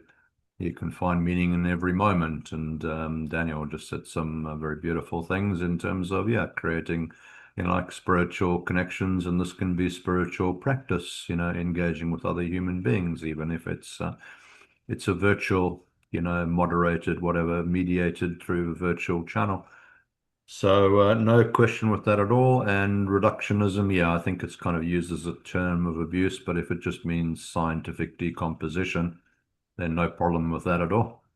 But again, we're dealing with, you can cut up your brain until they get better kind of functional analysis and knowing exactly where ideas are stored. And again, good luck with that. I've done some work on neural nets and the large language models. They're very, very, very impressive in terms of their outputs. In other words, their simulation of human intelligence is pretty good.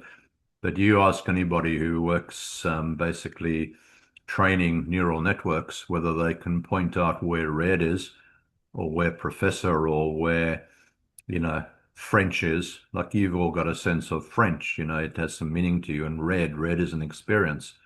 So, good luck, firstly, working out where in the neural networks color categorization occurs. And even if it can be located through some sort of algorithm which interrogates a neural network, good luck discerning or establishing any experience of redness or any experience of, French cheese.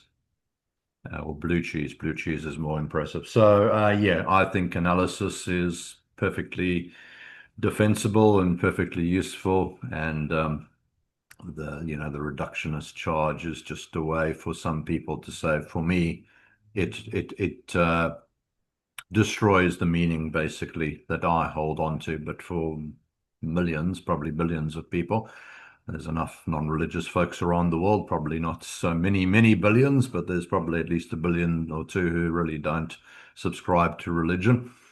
There's different pathways to meaning. Any other comments? Yes, we kind of conditioned, and that's fair enough. Oh, and the analysis which people like. So if you ever do, university studies or college studies or certainly postgraduate, you'll learn not only about analysis, but you'll learn about synthesis. And I'd like to suggest that the authors that I've, been citing apparently as authority figures, but you can take that as a criticism deserved or not as you wish. I think might be nighttime for the person who made those comments, and that's fine. I respect the view. I just can't quite see its validity because what the social sciences do, and I'm trained to a reasonable level as a philosopher, but also as a sociologist. That's in the social sciences, obviously.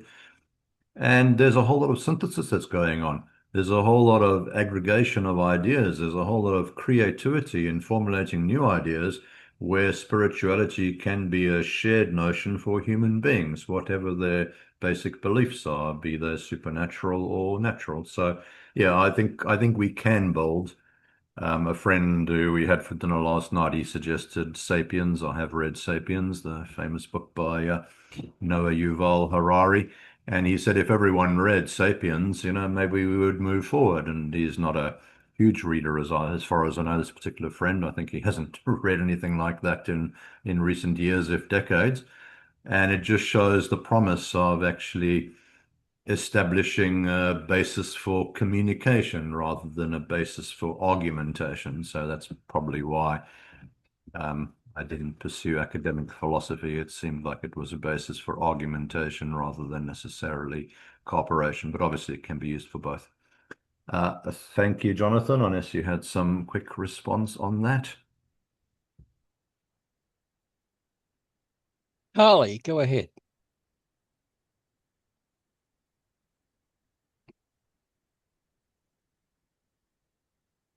Thank you. Great talk. This has been wonderful. I really appreciate all the references. I have pages of notes and a lot to say, but I can't structure it in any particular way that's going to make maybe chronological sense. But to a number of people that were talking about the lack of meaning, and particularly Carrie and George, and talking about scientism and atheism, the question was posed particularly about why atheism is not respected by many people in that, especially the spiritual realm. And I agree with that. I think that even the term itself has been denoted as something that is cringeworthy in a lot of ways. You mentioned Wittgenstein earlier, and I've been playing with the idea about how much of the meaning that we have or that we make is incredibly language based, especially in that to the construct of social structures, of religious and cultural aspects over time and within individual groups, and then how those change and evolve themselves. I think that language is incredibly important, but equally as unimportant insofar as how we use it and where that changes on a social basis. So, for instance, speaking with a bunch of friends who are very spiritual in many realms, I've been very dismissive about certain words or ideas or their beliefs in particular. And part of the way that I'm dismissive about that is to get their reaction to defend or deny or have that premise. That can be very divisive. That also has brought me into a realm of much greater and deeper appreciation for things that I otherwise didn't understand before. And so in my own spirituality, I have read Sam Harris's Waking Up. I've been revisiting some of these materialists like Dennett and Sapolsky and Sam, etc. for a while because I recognize just over a certain, I don't know, decade or so, my views have radically changed from where I started. And so my question to a lot was about the idea of meaning. Personally, I find great value when I find new meaning, when there is a level of perception or a different level of awareness or understanding, or maybe literally knowledge, to the point of meta or not, that does open up space and can juggle with different ideas. My favorite thing is when my mind has been changed, especially after it hasn't been noticed that it's been changed. So revisiting things that have opposition or that have a cringe-worthy status in a lot of ways, I think can be very helpful. So I have in the past, I've identified as Catholic and I've identified as spiritual on more of a woo-woo sense, new agey sense, and I've identified as atheist and agnostic. And as a humanist, we're about the fact that we don't know what we don't know deserves reverence and to be explored. The value is in meaning. I believe that there's value in meaning making, and that nothing necessarily is outside of that realm other than seeking or the truth seeking, talking with people, connecting with people. Somebody had asked at the very beginning of the chat when I logged on about the last time that we had that sense of awe. And I think it was Daniel that was speaking about how awe can be found in any number of things, beauty, aesthetics, connection, something that can be inspiring or touching, or that spiritual thing, that spiritual depth, I guess, can be touched on by looking at a sunset or sitting next to a river contemplating, or seeing a stranger child smile and squeal with delight. So there's a lot here. As far as the actual question I wanted to pose, I was very appreciative of what Jonathan had to say about the methodology and analyzing and exploring that. I do think that reductionism, as it is, can be valuable as a tool, so long as it's one of many. In and of itself, just like scientism, I grew up with a father who's incredibly reductionist.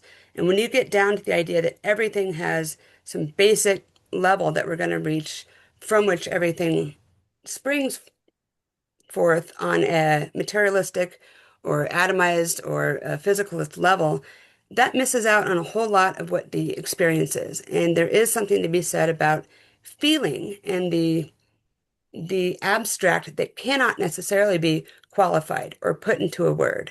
And so from religions and from these the evolution of how cultures have changed and people interact and ideas evolve really matters in the sense that we can get to maybe new words or maybe new ideas or new paintings, or that connectedness is what really strikes me. So I appreciate that.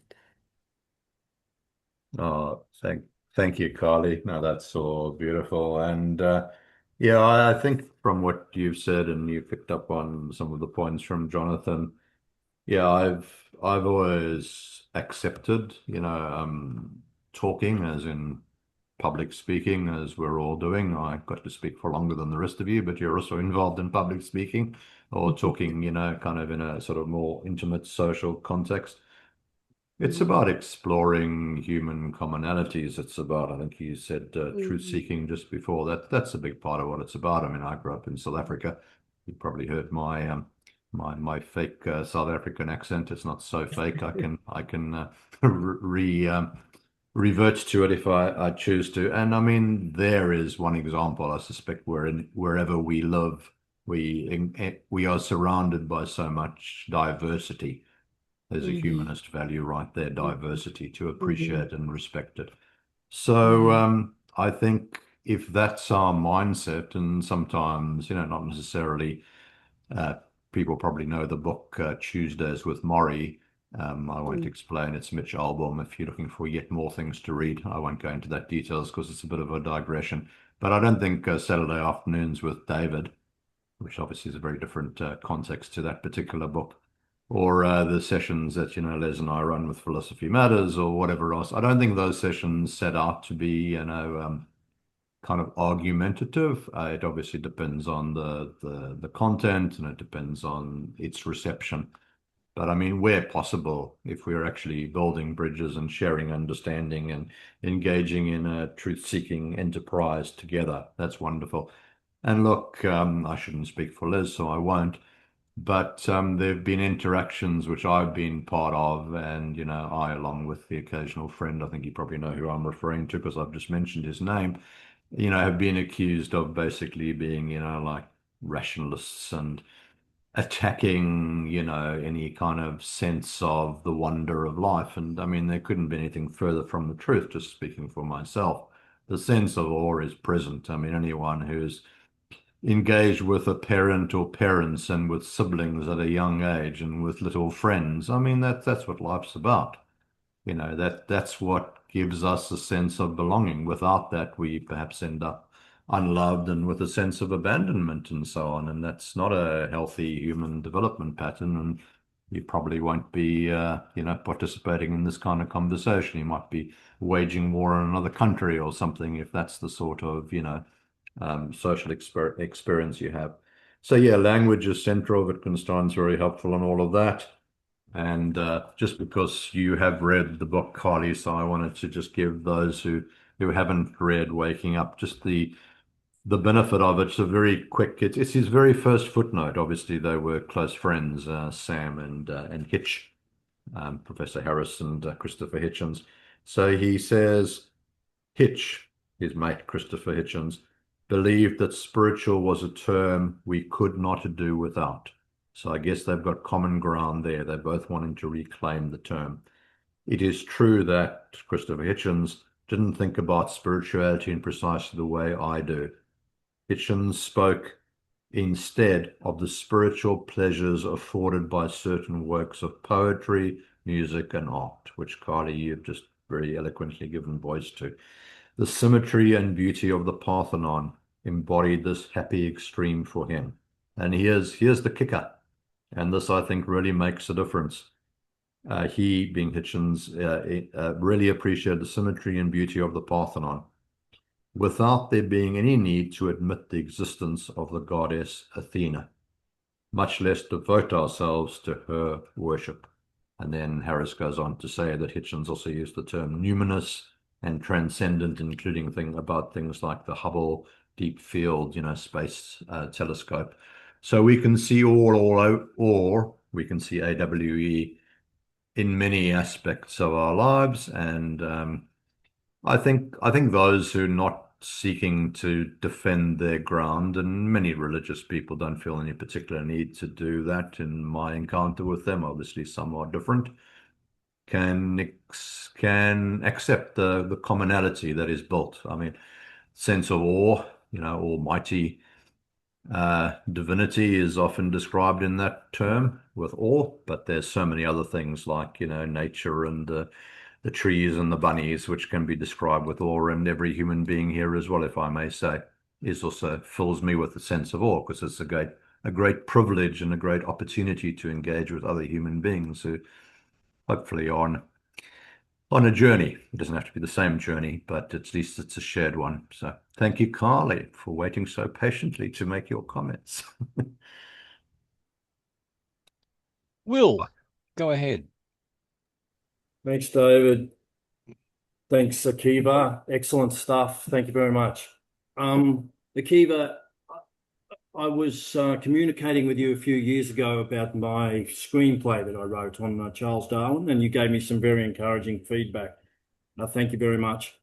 I'm pleased to announce, you may not know, but I've signed with a major literary agent in London, New York, and Los Angeles. So the reality of my screenplay actually coming to a cinema near you in a hopefully not too distant future is actually manifesting. So as a result of researching, and thank you, Akiva, for your wonderful feedback on that earlier, a few years ago now. But my point is that I researched Charles Darwin to a fair degree. I read on the origin of species and tried to translate that cinemagraphically.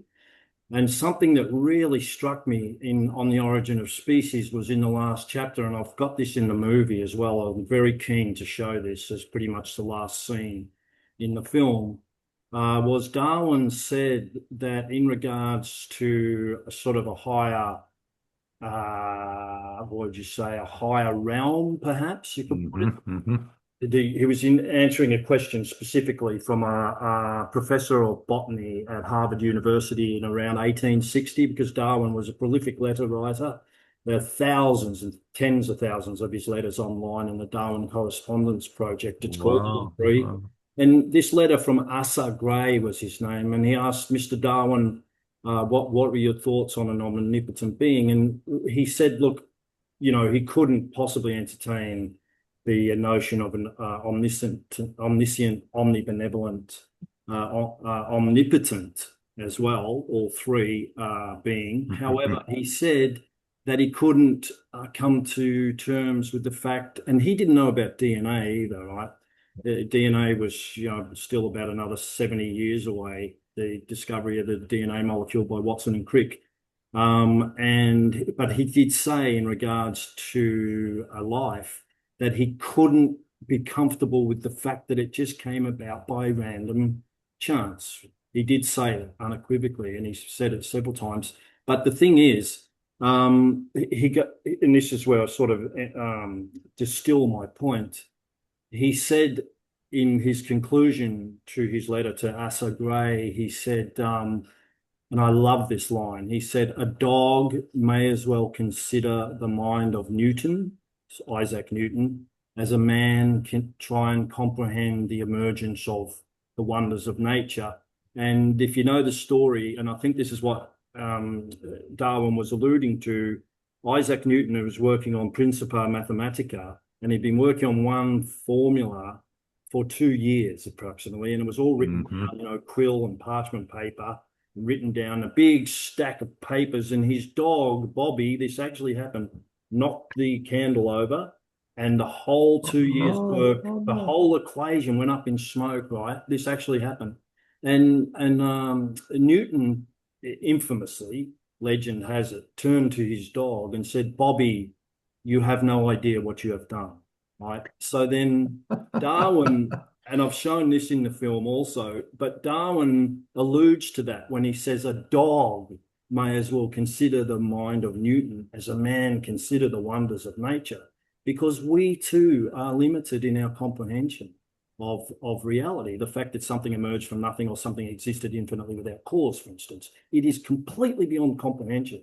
And many physicists now sort of concede that. So what I'm saying is, and I'll wind up because I am mindful that other people have their hands up, that so as I think we've got to find this balance, and I'm a big fan of Sam Harris, and I try and meditate every day, and often I do with his Waking Up app, which I can't recommend highly enough, his Waking Up app. But he, when you explore consciousness itself, just sitting in stillness for maybe 30 minutes or an hour and watching your own mind, you do really get some sort of revelatory understanding that there's more to mind than first, no pun intended, meets the mind. But the thing is, and he says consciousness is one of the greatest mysteries in the universe, how it can arise. But what we've got to do is get the balance between this sense of awe, which people have it, irrespective of whether they're atheistic or not. They have a sense of awe and wonder. And the more you look into this, is a fantastic ability of science to explore the universe, and more questions just come up. Like, what is infinity? How did it all come from nothing? So you don't want to throw out the sense of awe at all. You want to encourage that, I think. Encourage it in schools, encourage it in children, this wonderful sense of awe. But at the same time, we have to dissuade ourselves of these foolish medieval beliefs that we would decree the ultimate law of the omnipotent creator, and this omnipotent creator will send us to hell. And we tell children this as well. These fools, we tell children that they're going to hell and God can read their mind.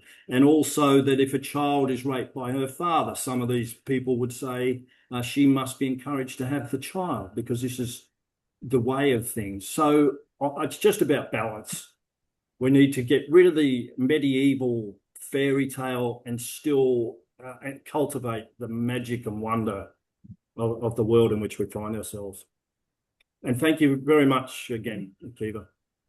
Oh, thank you. Well, it's been a wonderful remote journey that we've shared together.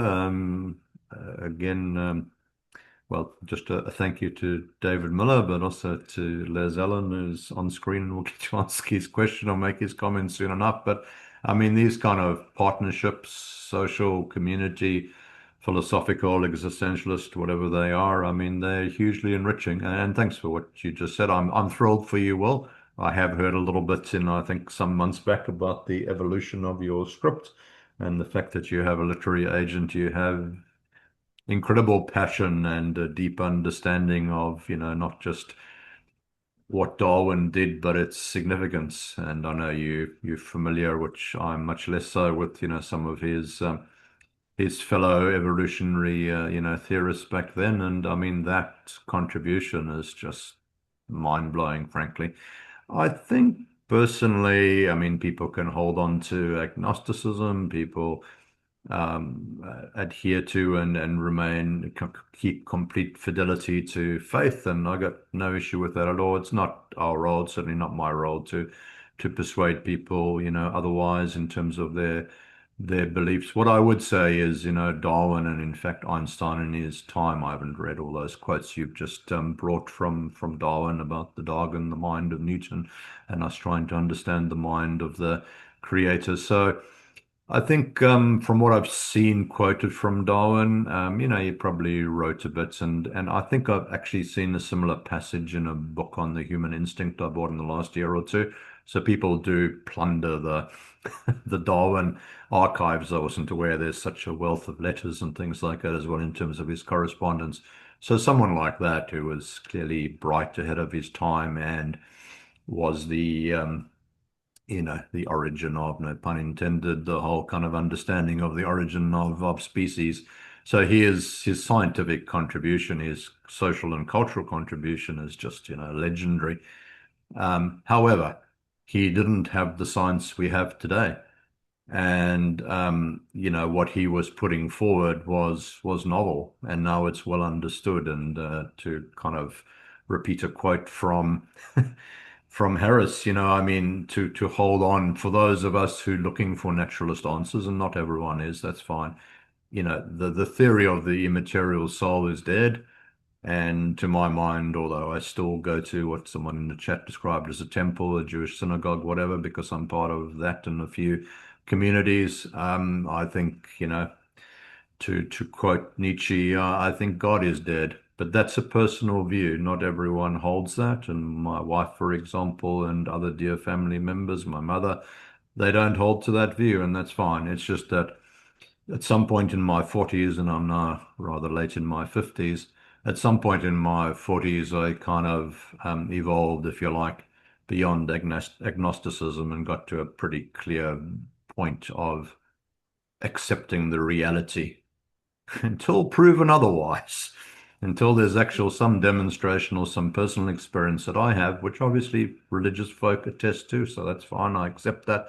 Can't really argue with subjective experience, but until something happens in the world or in my little brain up there to change my view, yeah, I'm a pretty committed atheist because, why hold on to doubt? There's no moral, evolutionary, cosmological argument that I'm aware of that indicates that. But anyway, that was just in response to, yeah, no, I understand Darwin said some very interesting things, which is great to have those insights, Will. And congratulations once again. Hopefully we'll get to meet when your movie screens, or if not before. Well done. Great effort.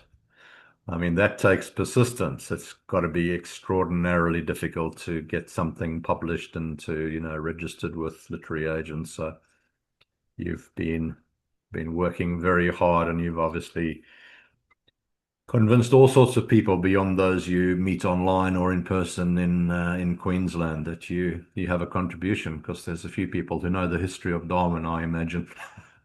So well done, Will. Earl, it's your turn.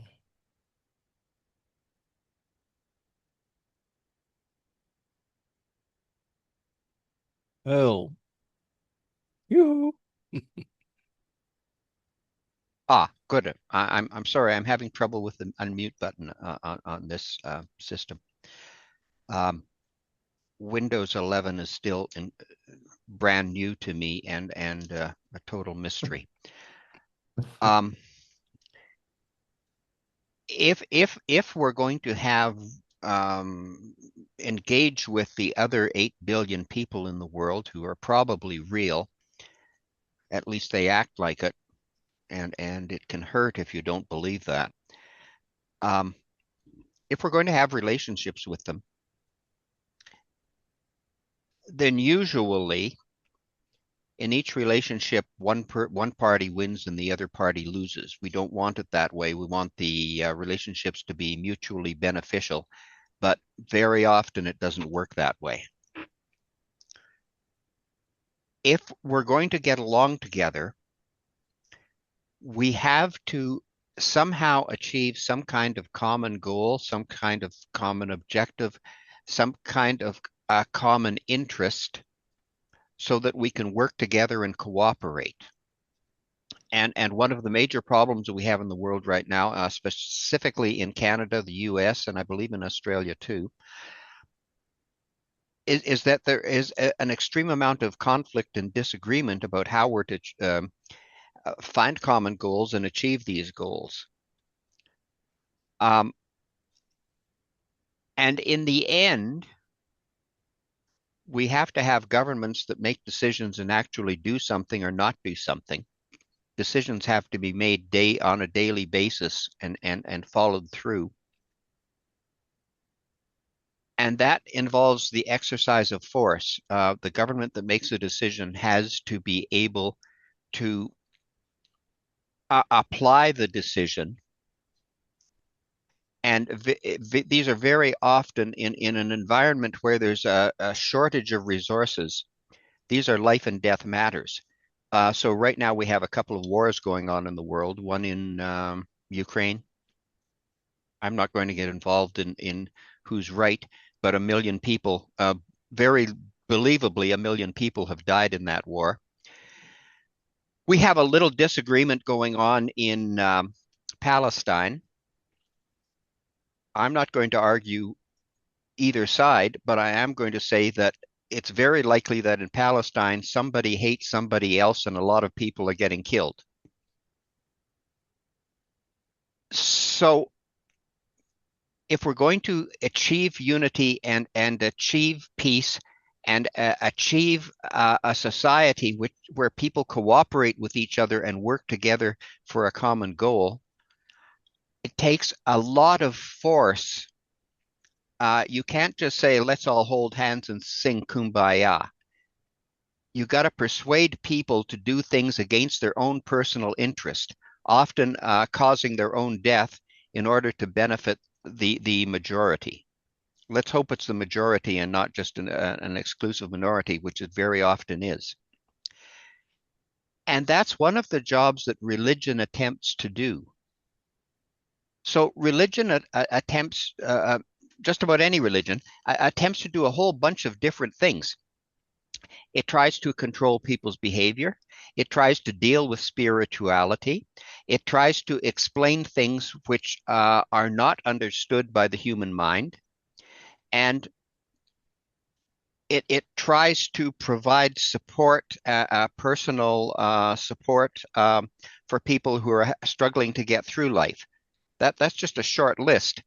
I have a friend who is into yoga and modern religious kind of stuff, and she wants to be a teacher and a preacher. She wouldn't call herself that. She wants to be a leader. And every time she reads a new book, she has to add a new department to her religion, which sounds like a good idea, but that involves reading a lot of books. I once suggested to her, why don't you just go join a church?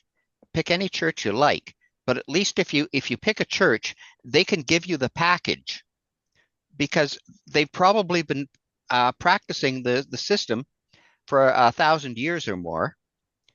And they've answered most of the questions that you're struggling with. You read a new book and you've got a new problem and a new issue today. They handled that 1,000 years ago. And not only did they deal with it, they tried out a solution. And a lot of people died and the solution didn't work. So they used the scientific method. They say, this is not a good idea. Let's try something different. And something that atheists don't seem to understand about religion is that it changes on a daily basis, but it tries to change slowly enough so that anytime some guy comes up with a crackpot idea, he's branded as either a heretic or one of these nutcases who take their people out into the wilderness and kill them. You know, mainstream religion tries to prevent that. It always successful? Not good enough. Does it prevent war? No. Does it bring peace to everybody within our society? No. But It didn't start by somebody having a bright idea yesterday. Most of our current religions started over 1,000 years ago. They faced a lot of problems. The main fantasies and mistruths that we're suffering from today don't come to us from religion, they come to us from the media. The Canadian Broadcasting Corporation is the worst in Canada. In the United States, you have ABC, NBC, the one that's always on TV. These guys spin fantasies and tell half-truths and mislead the public on a daily basis 1,000,000 times more than any religion does. So, yeah, I want to see an application of reality. I want to see ordinary scientific treatment of current problems. How about COVID? That would be a nice example. In the Canada, we have a major problem with the global warming nonsense. Excuse me, climate change nonsense. It changes from day to day. The number of fantasies that we suffer from every day that result in dangerous political behavior that causes death and destruction of the economy is massive. And that's the kind of evil thought that we have to work on. Let's not look at religion as a source of the main problems that people are facing. Thank you, Akiva. Oh, no, thank you, Al. I mean, I agree with you on some of that. You won't be surprised I don't agree with you on all of it. But I think the points of commonality and well, not just the passion, but also the integrity with which you explain the benefits of a religious worldview, which it seems clear you subscribe to, I think are very significant. What I will offer to you, Ken Young, who was on screen earlier, he asked the one question during my presentation. He and I actually did a presentation together a couple of years ago.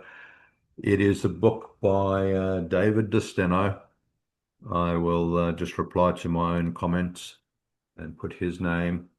But that is an Amazon, probably Amazon Australia, given where I am, but you can find your local Amazon or your local bookshop. And basically, how God works, the benefits of religion, the science behind the benefits of religion is effectively a secularization, in other words, a social science analysis of the good things that religion over thousands of years has put together. Now, if you're part of a system, I am part of a system, as I'm part of a number of Jewish communities, as I've shared a number of times this afternoon or tonight. There are an immense number of almost immeasurable benefits because you have a sense of belonging and you have a sense of community. And it's reasonably hard work for secular organizations, but there's millions of them literally that do that every day. You know, there are not so many out and out, you know, there's some in Melbourne, for example. I mean, there's an atheist society, there's, you know, there's rationalist organizations in this country and everywhere. There's humanist organizations in Australia and anywhere you choose to name, including Humanist International. So there is real deliberate work, and you just don't have enough to read. So I'm going to offer you more book reading suggestions in case you haven't already read one of my heroes. I met him in person once at the Melbourne Town Hall. He is the philosopher, the rock star philosopher. He's a very cool guy. That book, if you can see it at all, is called Religion for Atheists, and it's by Alain de Botton. And oh my goodness, maybe he even signed it for me. I mean, there you go. This becomes a sacred text, right? If George was still around, he could have a go at me. But I'm just having a go at George. I mean, that's fine. One can be robust in discussion, but I don't think we have to be dismissive of each other's views. And I'm afraid if he was my professor, I would I would go toe to toe with them, because I think there's an element of respecting the substance of someone else's position if it hasn't been put together in, quite the same, analytic philosophy language as he might prefer. I think it says more about the position he's trying to defend than the deliberately common sense argument that I presented. I didn't do propositions, I didn't do premises and conclusions, because I don't see how that's going to move the conversation forward in this particular domain. But Earl, back to what you said, there's a huge number of benefits from every organized religion that I'm aware of. There's, African spiritualism, there's religions around the world that most of us have simply not heard of. They all do work.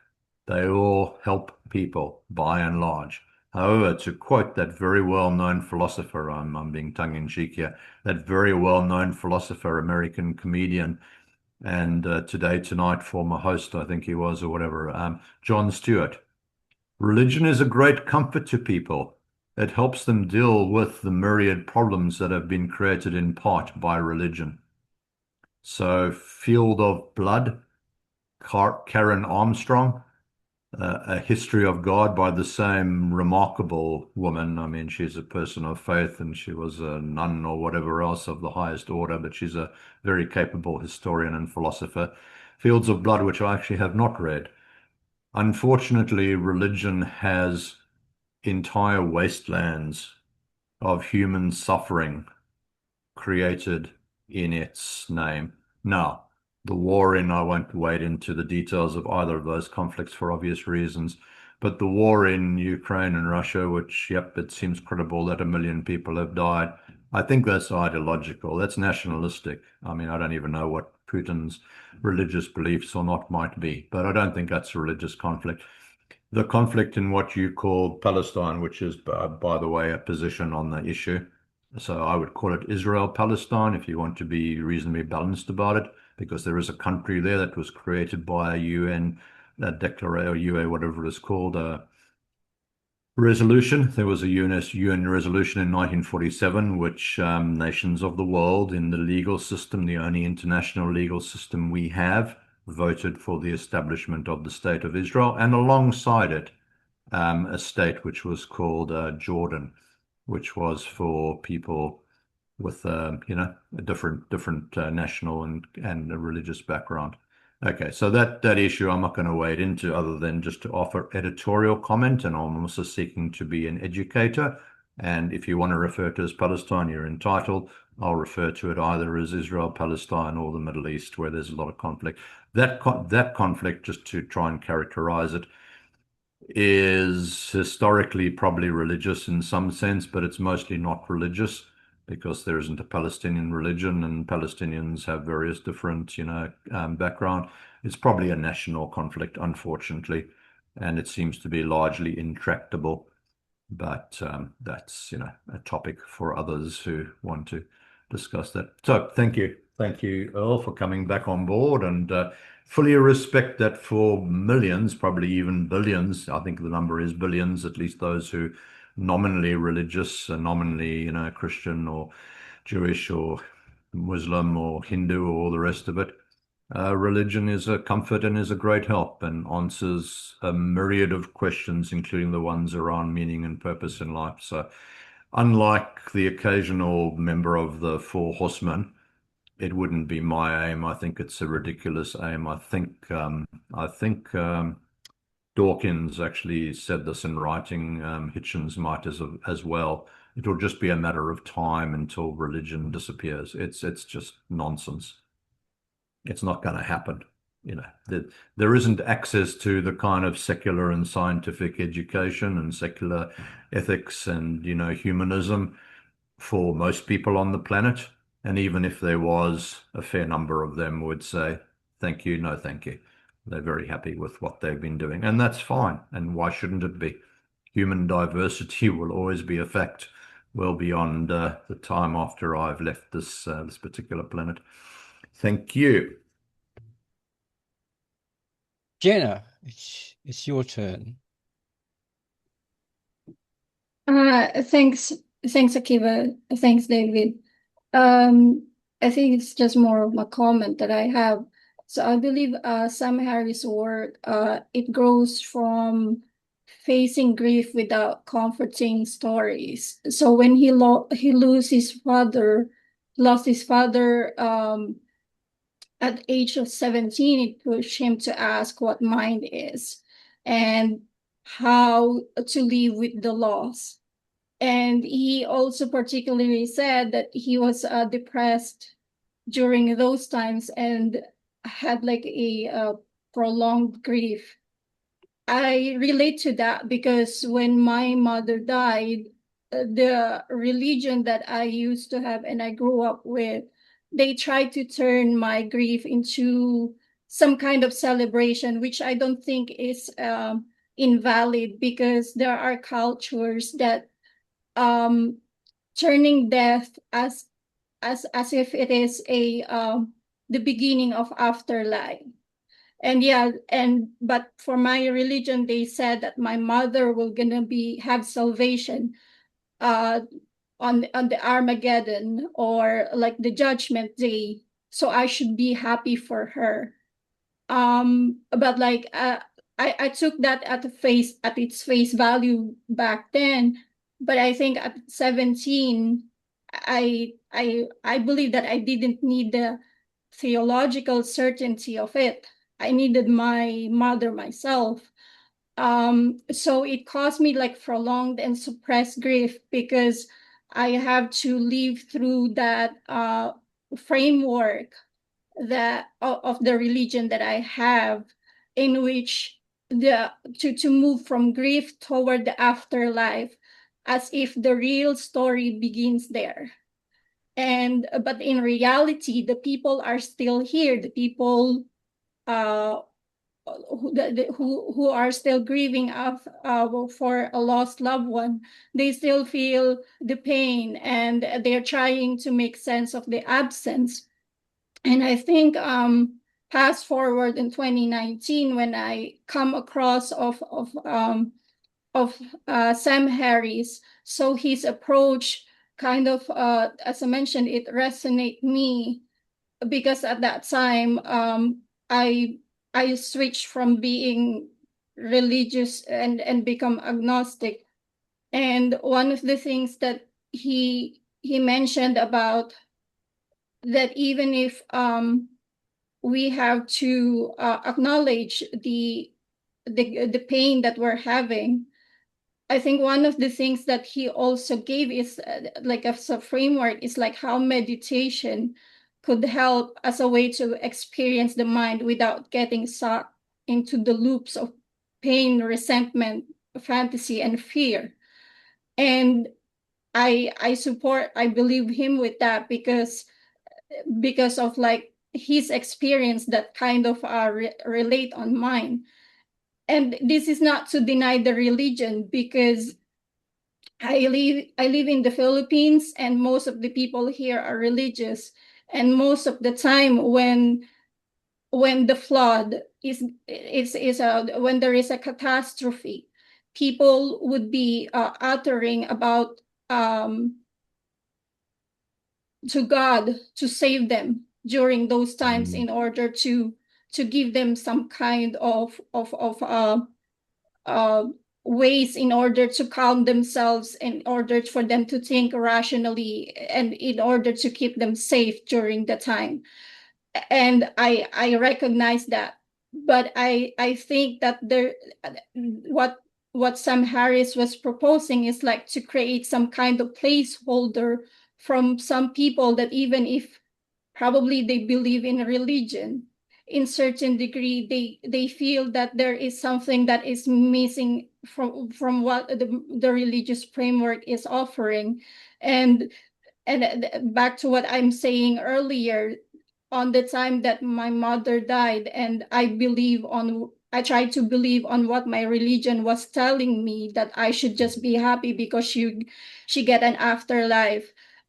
That feeling, it helped me to, or those kind of teachings, it helped me to gone through to to that period in order to survive, but it leaves me like these the prolonged and suppressed grief over time. And I'm not saying that it's happening for everybody, but as I mentioned, like if there that kind of placeholder for some people who's just probably trying to bridge a gap between religious belief that they used to have and also navigating towards probably more scientific could also just like help some people. Thank you. Thank you, Jenna, for sharing your personal experience. I'm really sorry you went through that. It's kind of unimaginable if one hasn't experienced that, to lose your mother and then also to have the, I suppose, almost compounding, difficulty of the framework that was offered, I suppose, not really resonating with you. I think for some people who are religious, whatever religion it might be, it can provide a comfort. I'm sure the humanity of the response of clerics or leaders of whatever sort they might be would really make a difference. I mean, I've got a friend who does sort of believe in the unseen, so he has some kind of spiritual practice, which, he knows I don't necessarily quite follow along with. And he's a psychologist, so I mean, he's got good, got a good empathy and good insights. And this was just, well, I shouldn't say just, but this was with regard to a neighbor. I mean, he was an older man and he lost his wife, and this neighbor basically said to me, it's okay, because I offered him some comfort, or I tried to. We didn't know each other that well, just sort of gardening buddies from across the road, that kind of thing, right? He was doing his front lawn, I was doing my nature strip, as we call it in Australia, which is out on the curb on the street. And I said, well, like, I hope you're okay, and I hope you find comfort. There's an expression in the Jewish tradition, I hope you find comfort among the mourners of Zion, Zion being, Jerusalem and so on. So I didn't say that to him because he was, Christian, but he said, no, it's okay. She's kind of in a better place, or words to that effect. So I think for him, it provided comfort. And then this friend of mine who's a psychologist, he said, he made it easy for you, because how do you reach out to someone who's grieving? And I mean, I think that was a true answer for him. He wasn't trying to spare my feelings, as it were, far from it. He was just expressing his truth, that his wife would be enjoying an afterlife. In fact, I remember his words almost. They were, I'll see her again. Because for many of us, the material reality, the physical reality is, from ashes to ashes. I mean, we start with, a collection of atoms from the two zygotes, the sperm and the ovum, and we return to dust. And I honestly believe, like a few people speaking this evening, have said, when Akiva ceases to breathe, Akiva in this particular incarnation, I don't mean that in terms of reincarnation. I mean this particular Akiva. There'll be other people with the name if they choose it. Will cease to exist. There will be a totality. And so for you, I can only imagine.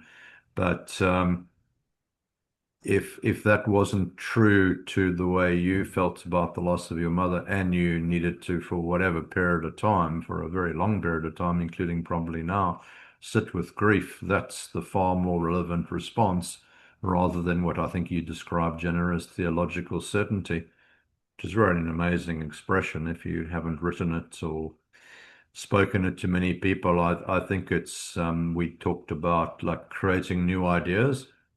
And like theology seeks to explain it, it seeks to explain away in the view of many of us.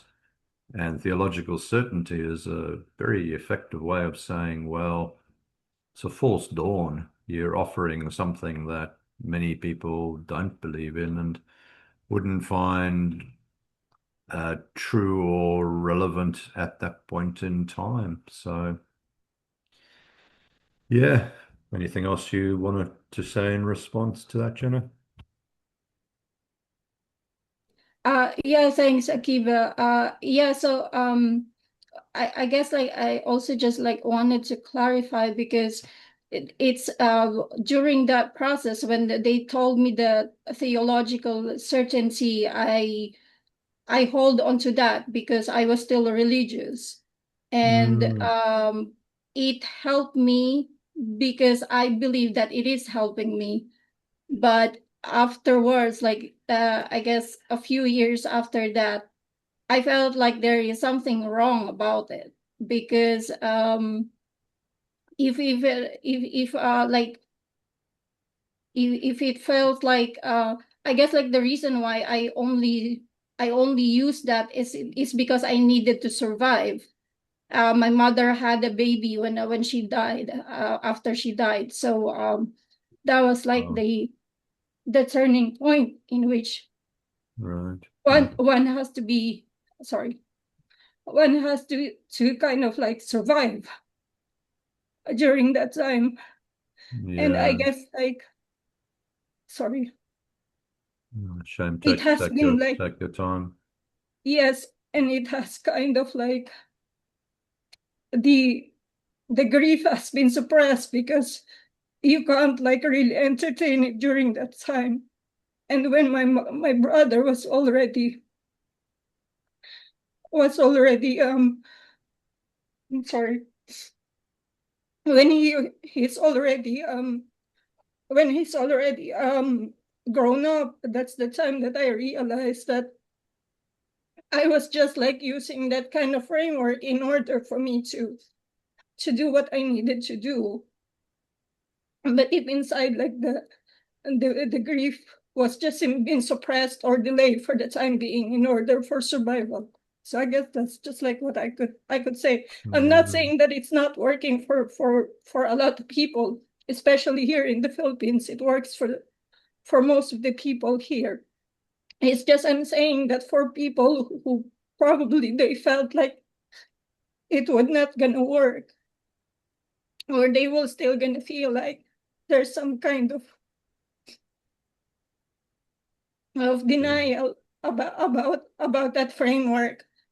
Like the framework that Sam Harris has could be like a helping framework in order also to move forward or also to process the grief. Thank you. Sorry for being emotional. No apology needed.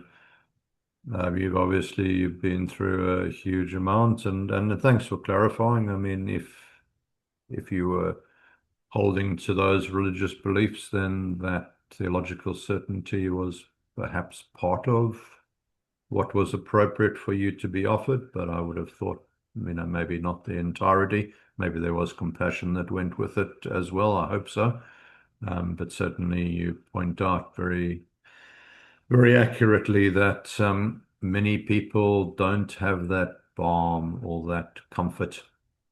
And I think that's the global impact of writers like Sam Harris, good on him, as they say in Australia, because there are people right around the globe, who, I'm not sure if he's been translated into various languages or they can read English and speak English well like you do. And they read and they absorb and they really appreciate. I came across a website, I'll share it shortly. It's not that relevant right now.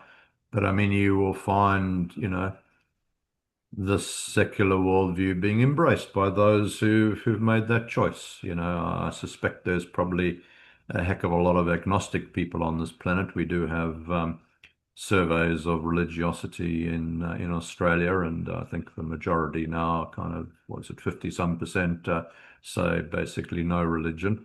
But then there'd be a larger number who, not sure, or still, follow along, take the rituals of the religion without necessarily all of the detailed beliefs. But look, we complex people. Human beings are very complex, and I suspect each of us present are pretty complex individuals, and we have to figure out what works for us. But thank you, Sam Harris, and we've had a few votes of thanks to him because he gives us options and ways of understanding, compassion and connection and meaning, and all the other human aspects, which are surely not subject to any kind of reductionist analysis. They're subject to psychological kind of research. There's a lot of work that's done on the human emotions, and we've developed very useful secular tools. Those who've ever seen a psychologist or a psychiatrist, I have.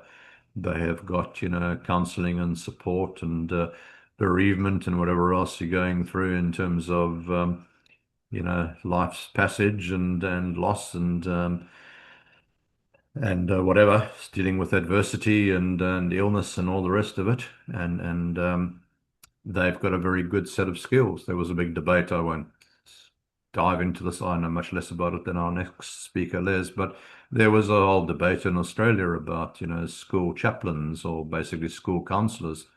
And again, if you're trying to cater for everyone, then you'd have people with the skills to offer secular support based on the meaning that people derive with, in some cases, without religion, as well as those who derive it from religion. So thank you, Jenna, for joining us, and hope you're feeling okay now. Thanks for sharing.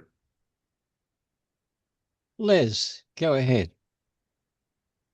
Oh, thanks, David. And sorry, Jenna, to hear what you're going through and have gone through. I was going to ask a question about the connection between being spiritual and whether then it's necessary to give up what's called what Sam Harris and others call the illusion of self. But maybe we'll have time for that later, because I think there's a more substantive thing, and that is the value of your kind of talk that you gave today, Akiva. So for people who are religious and get solace from that and it's giving them a guidance in life, I'm genuinely happy for them. But for those people, people who know me know that I started up an ex-religious support network here in Australia back in 2018.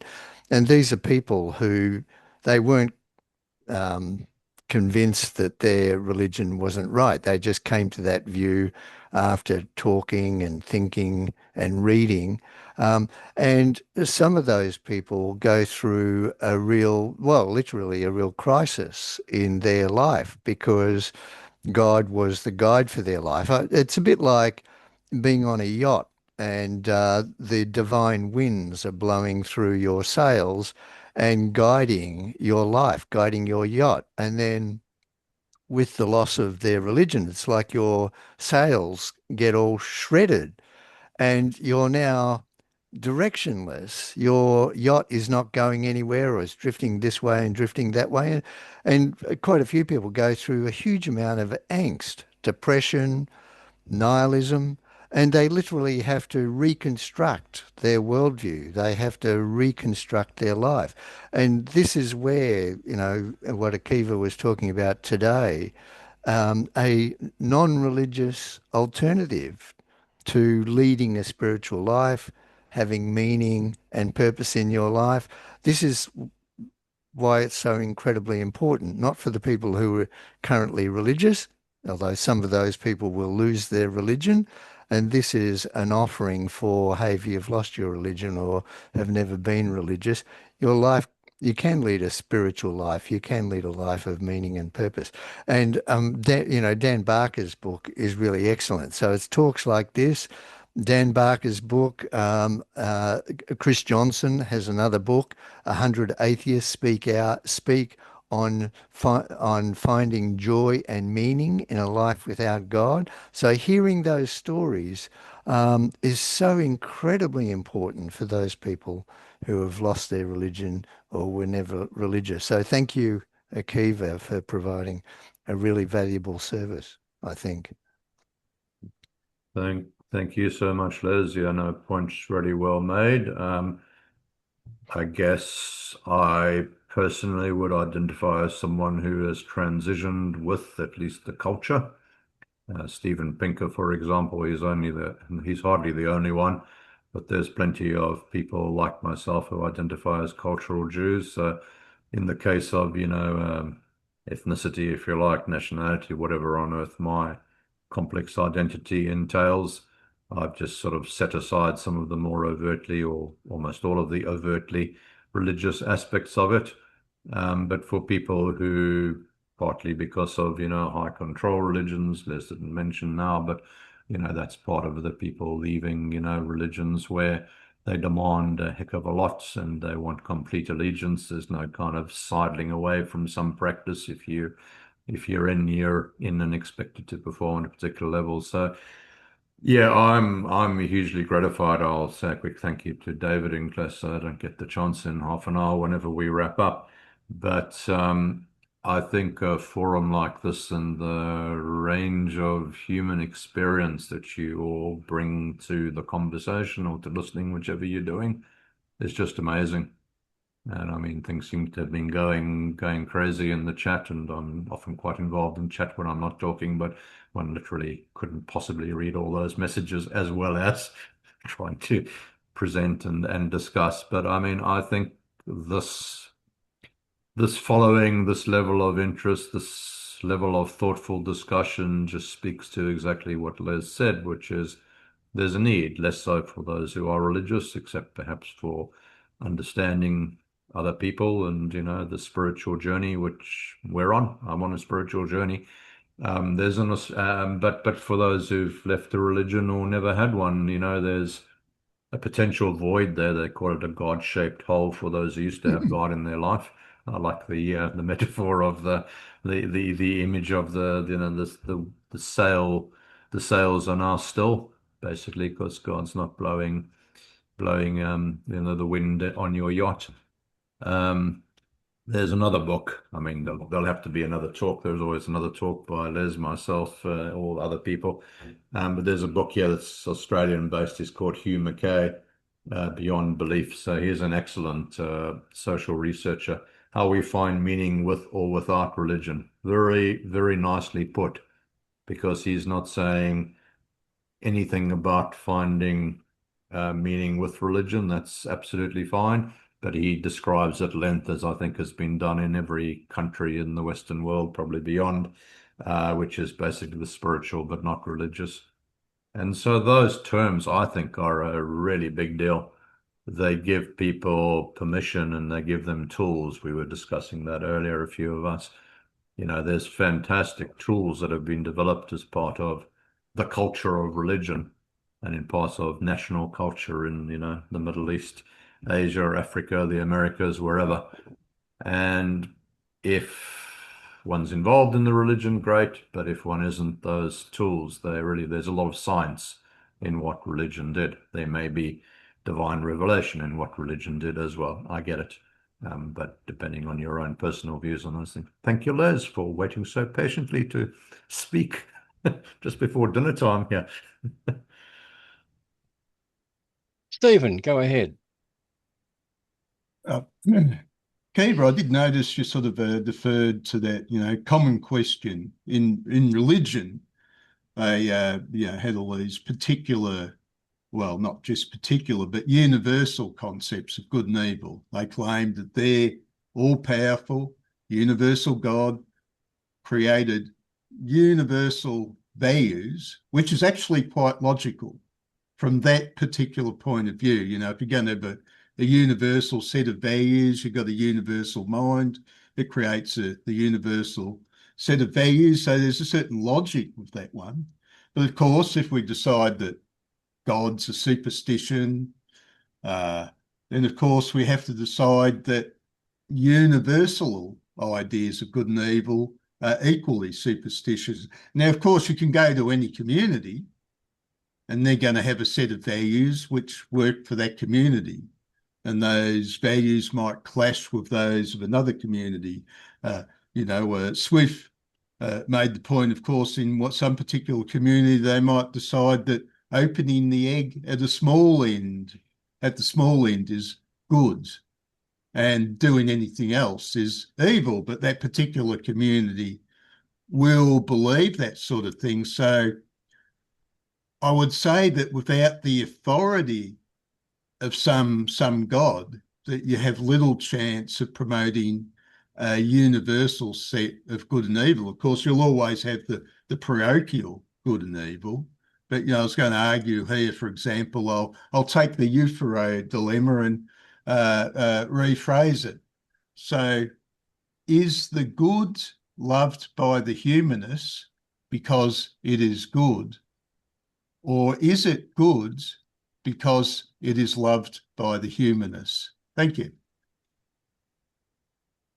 That's quite amusing, Stephen. I'm just writing it down because it's quite a notable quote. It deserves a song response, so I'm just going to think about it for a minute.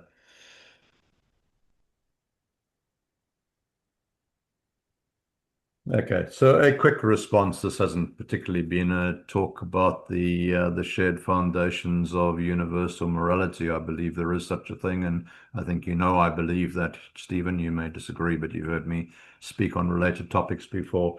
So, is the good loved by the humanist because it is good? Yes, you don't need the second horn of the dilemma, and the sense of what is good is evolving. So I don't think it was ever the case that racial subjugation or sexual discrimination were acceptable, or discrimination against, people based on their sexual preference. Lord Devlin, if you know some of your history in the UK, he spoke about sort of communal values. And I mean, he was a law lord, but he was back in the 1950s. And he wrote, about, I don't know, moral slides or moral decay or whatever. And he said, that was a real issue, homosexual acts.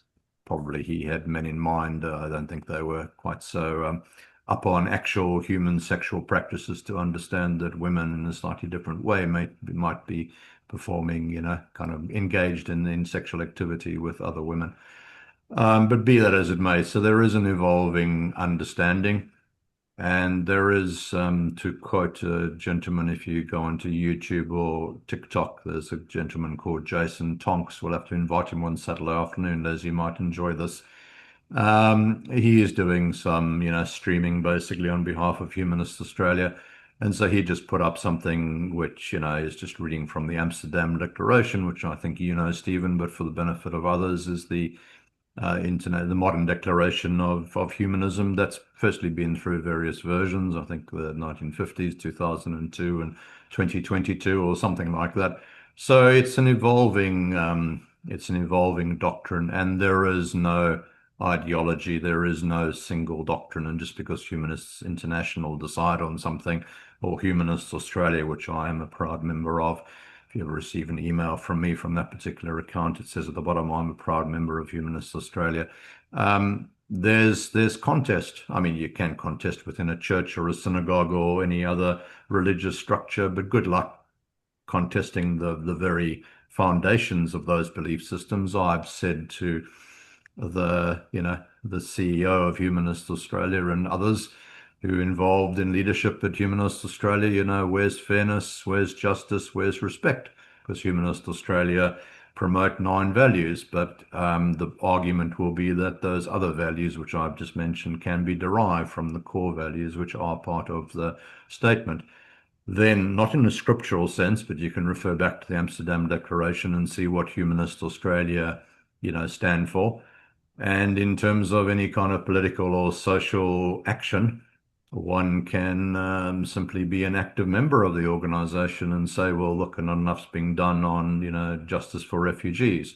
I don't think one will find any inconsistency with humanist values there. So, yeah, I think it's clear. I don't know. I mean, other than being provocative, do you think there's a genuine question for humanists, Stephen? I think you know a few. Do you think there's a genuine question for humanists? You asked me it, and I answered it quite directly. Oh, I think Whether it's the good is, actually, do you think the good is loved by humanism because it is good, or do you think it's good because it's loved by humanism? that's the challenge. Is there such a thing as a universal goodness? I'm not saying there isn't parochial goodness. Obviously, you can go into a small village, they have their values, and their values largely work for them, besides the occasional witch burning, of course. But and they might decide that witch burning is good. We've gotten rid of the evil, you see, and they'll be quite convinced of it. But that's a whole question when we talk about the goods. I'm sort of specifying, well, is there really such a thing as a universal good. I'll take up the issue. Here's a question for you, Akiva. That might be worth meditating upon. But say, is the latter day tolerance, as we claim it to be, let's say the tolerance of, say, things like homosexuality compared to medieval Europe of 1,000 years ago, not a part product of our modern social atomization? Now, you, of course, would claim that the tolerance of homosexuality in the modern era is a product of the Enlightenment. It may be largely a product of the Enlightenment, but the other aspect is our latter-day social atomization. The European of the Middle Ages lived very closely with other people, but us, with all our technology, have the advantage that we can live in a very atomized way. So is in part that tolerance for, say, something like homosexuality a product of social atomization? Thank you. I would say probably yes. I'm a pretty enthusiastic and reasonably well-trained sociologist, so I'm very happy to give credit for a lot of modern humanism's positions to the Enlightenment, and there is a darker side, if you like, in terms of we do promote individual rights. I'll acknowledge that as modern society in the West, at least, and sometimes there is a social cost in some ways. I don't think tolerance or indeed acceptance of homosexuality is any such example. So as we've done before over the years, Stephen, we would go backwards and forwards on the particular issue. And in fact, your question, your humanist version of the Euthyphro dilemma is, of course, not entirely analogous to the original, because God is, of course, in the theological view, precisely the source of goodness. Now, no one claims, not even signed members or leaders of the humanist movement claim that humanism is the source of the truth. I mean, I kind of got accused by that, of that by George a few hours ago, but, you know, fine, George. Oh, that was Max Stirner, well, famously, of course, accused. Yeah. Okay. So you'll be able to quote people who I've heard you quote before, I'm not terribly familiar with, but the discussion about universal morality, I mean, that's less targeted. I think making the humanist question, the Euthyphro into a humanist question, I think you're just targeting humanism with respect. I don't think you're actually making an intellectual point there, because I don't think it's similar enough to Euthyphro, and the facts do not support your assertion. Is there a universal morality? Well, look, that's fine. We would need another 3.5 hours to even get close to an answer of that. But you know that I strongly believe, yes, there's a thin morality which is shared by all peoples by and large. And where there's intolerable practice, there is no need within secular ethics to tolerate the intolerable or the intolerant. So if you want to go around executing babies, or any people for that matter, or torturing people or burning witches, you don't have my vote. That's not acceptable. And I'm afraid if you've got a little cult out in whatever part of the city you live in and you're doing that, from a moral point of view, the police and the state from a legal point of view, will be coming down on you like a ton of bricks, even if you torture a sheep in your back garden because you think animal sacrifices are a thing that's not acceptable in the modern world. It was some time ago. Thank you, Stephen. To be continued. Yes, Michelle lost his place in the queue, so go ahead, no. Michelle. Yeah, well, a couple things first before I get to you, Sir Akiva, not meaning to take my attention off of you, but I was wondering, is Lady Jenna still in the room? Lady Jenna, please, if you will. Just looking if she's still got on the screen. Don't think so.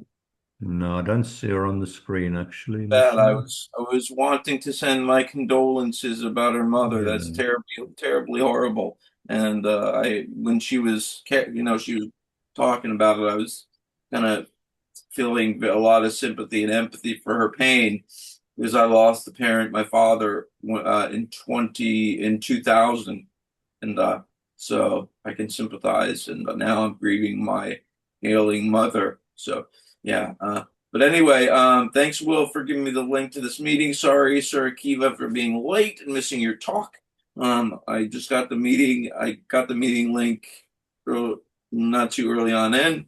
No fault of Will's, but a fault of my own. At any rate, I was wondering before I speak, I wanted to get to my point. I wanted to ask you, sir, what is the meaning of your name and how did you get it? Who gave it to you? That sort of thing. No problem at all. I think there was even some chat. I happened to bump into that along the way. There was a rabbi in, well, I guess you'd call it post-biblical times, but it's what's called the Talmudic period. So he was one of the commentators on the early stages. And yep, so the name comes from that part of the Jewish tradition, from what's called the oral Torah, Torah being the Jewish Bible, the oral law. Yep. And specifically, but I won't wax on too much more about this. The name was chosen because my parents went to, I guess it might actually have been anyway, it was a family member rather than a rabbi, I think. And they were going to call me Kevin, which actually they did. And they were looking for a Hebrew name, which was an equivalent. So Kevin became Akiva because they sound a bit similar. And it means? Oh, that's a good question. I'm not sure that it does. Yeah, I'll get back to you on that. I should know. Yeah. Yeah, maybe. Yaakov, which is a similar link, means kind of follower or something, because he was like, I think he led his brother. I don't quite know. Someone can provide the answer in the chat. Okay, look it up because it's good to know the meaning of your name. No? You are correct. You never know when someone's going to ask that question. But at any rate, I really liked what Daniel had to say, as I know you did, Sir Akiva. So I know you really identified with that. And then I liked what you had to say, Will. Although, Will, maybe you can answer this, Akiva.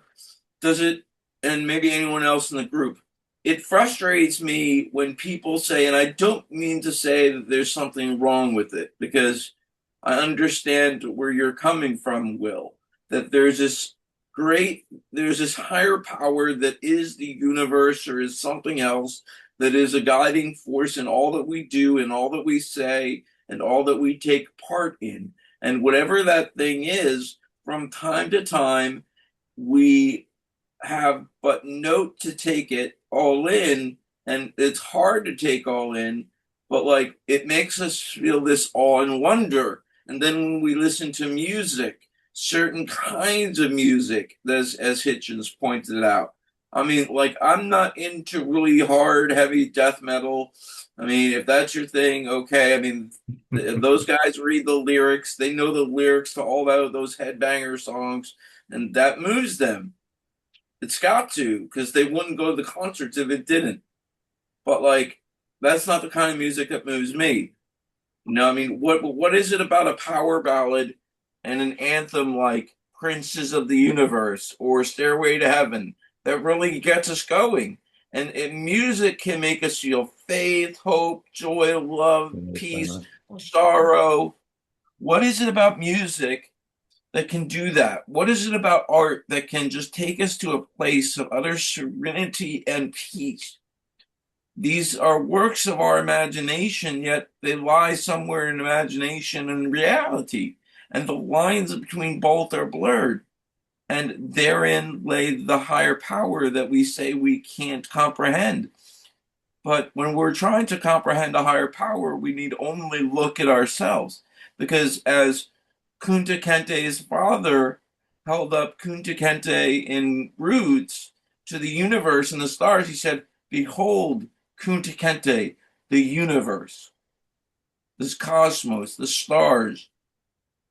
But like at that same moment, that also meant, "Behold, universe, Kunta Kinte." You know, he was saying, this is somebody who can create fire. You, the universe, cause fire and are fire. but this is someone who will be able to create it at will. And that's a great mystery. What were you quoting from there, Michelle? Like you said, It was that was a line from Roots right in the beginning, right after Kunta was born. Okay, gotcha. Yeah. I think it's probably up to each of us to answer that question as to, what brings us to a point of connection and kind of sense of awe, and it's kind of almost indiscernible. I mean, we learn about love. I think we understand how that works. And, well, we simply observers. We're not the only sentient creatures. Clearly, we're just slightly better communicators, it seems, than the other animals on the planet. And haven't noticed the dogs of world script fame organizing existentialist societies for dogs, although they do get some neighborhood yapping late at night. I don't know what they're talking about, but it does sound pretty interesting.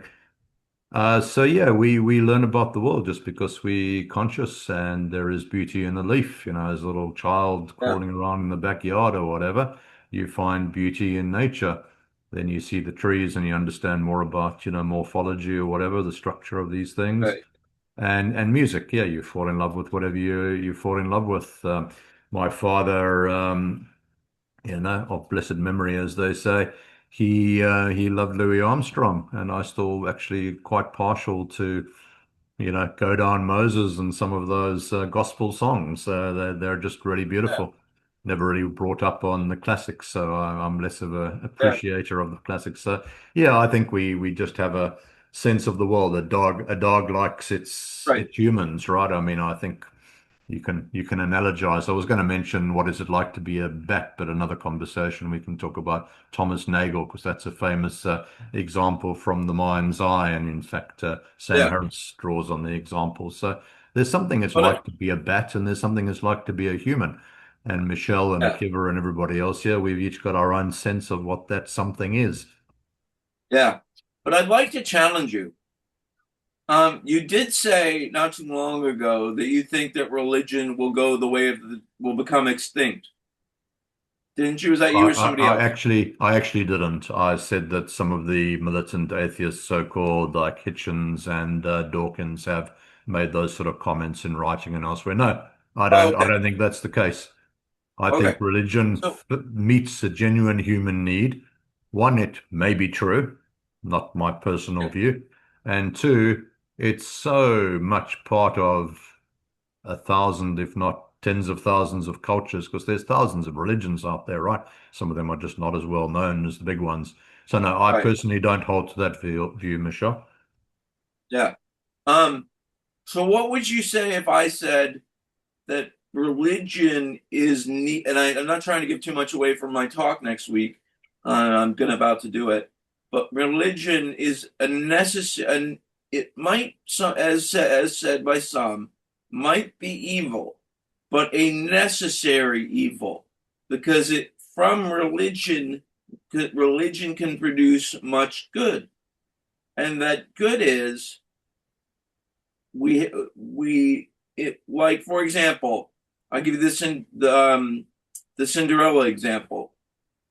When Cinderella is at her will, I cry I watch that movie every holiday, Cinderella, and I know it's like, what am I, some big wussy sissy? I'm a man, although my pronouns are she, her, by the way.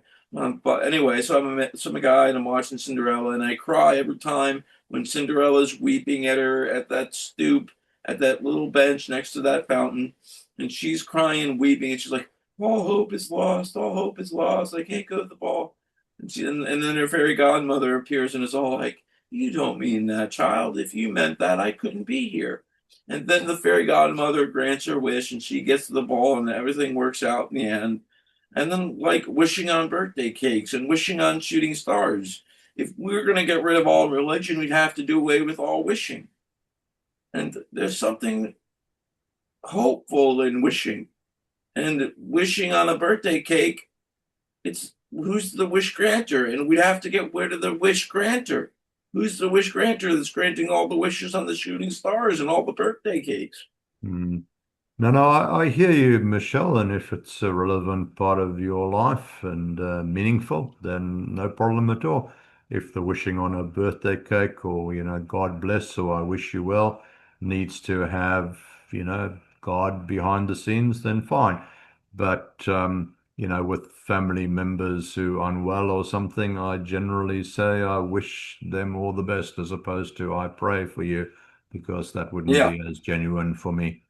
So I say but I hold you in my thoughts rather than I hold you in my prayers, because I do have thoughts and I do have positive intentions. I can't really meaningfully offer prayers because prayers would have to be a bit like your blessing to someone. yeah, no, I understand that, Akiva, and I'm one of the few believers. Well, I just slipped away on another thing I shouldn't have. But I'm one of the few almost believers that respect that view. But I think we're growing in number. So we Yeah, are no, I think I think succeeding. understanding can grow. Thank you for that hopeful thought to almost finish on this afternoon, Michelle. David, up to Sure. you. How are we doing for time? If there is, I think, one person who might not have asked a question, being Rick. Yes, I just wanted to point out that from our ongoing History of Religion series, Rabbi Akiva supported the Judean revolutionary Simon Bar Kokhba as Messiah because he'd kicked out the Romans from Judea in 133 AD. It's just a little bit of history. Rick, go ahead. Thank you, David. Hi guys. Is that too loud, David, or is that good? That's okay. Can hear you fine, thank you. Cool. I just posted some stuff on Marxism and false consciousness as it applies to art. It's taking a while for the text to appear because I think we're overworking Zoom because there's so many participants due to your excellent forum, David, and your talk, Akiva. So I thought I could drop some stones into the pool of the group consciousness here. When I'm listening to this, look, you can't change somebody's point of view in half an hour. So if I can learn something, a little different perspective or something, I find that it's a useful talk. So I find it helpful to sometimes meditate on the opposites or the dichotomies. So Akiva was talking about materialism as the substrate before, but I challenge him. So I say there's an alternative view that like people like Stephen Wolfram, who's also Hebrew, like Akiva, he talks about cellular automa. And so in a sense that it's actually materialism on the substrate rather than being the substrate. And I don't think there's any evidence to say that consciousness or something else is necessarily on the substrate rather than the substrate. But anyway, so other dichotomies I look at is the Freudian analysis versus Jungian holisticism or synthesis, which I also put in the chat. I don't trust psychologists, and I prefer philosophy as a solution to man's problems than psychology. I think of psychology a bit like a pseudoscience. I get that neurologists and neuroscientists, they do have very basic understanding of the brain, but that leads to certain conclusions. But I think in a lot of cases, it's still too early to make those. Often it's much more complicated than they think. Internal versus external. So there's also internal knowledge versus external knowledge. So science is more external. A while back, we had a talk on existentialism, on sadism. They talk about rejection in succession of law, God, and nature. So humanists seem to reject God, which is sort of like on the sadistics, on the sadism spectrum, it appears. Description versus moral. This is what See of Faith Don Cupid talks about. So science is considered to be descriptive according to Don Cupid, whereas moral is sort of the realm of religion, something that is not scientific. It's a sign of maturity when you can hold incompatible ideas in your mind, in my view.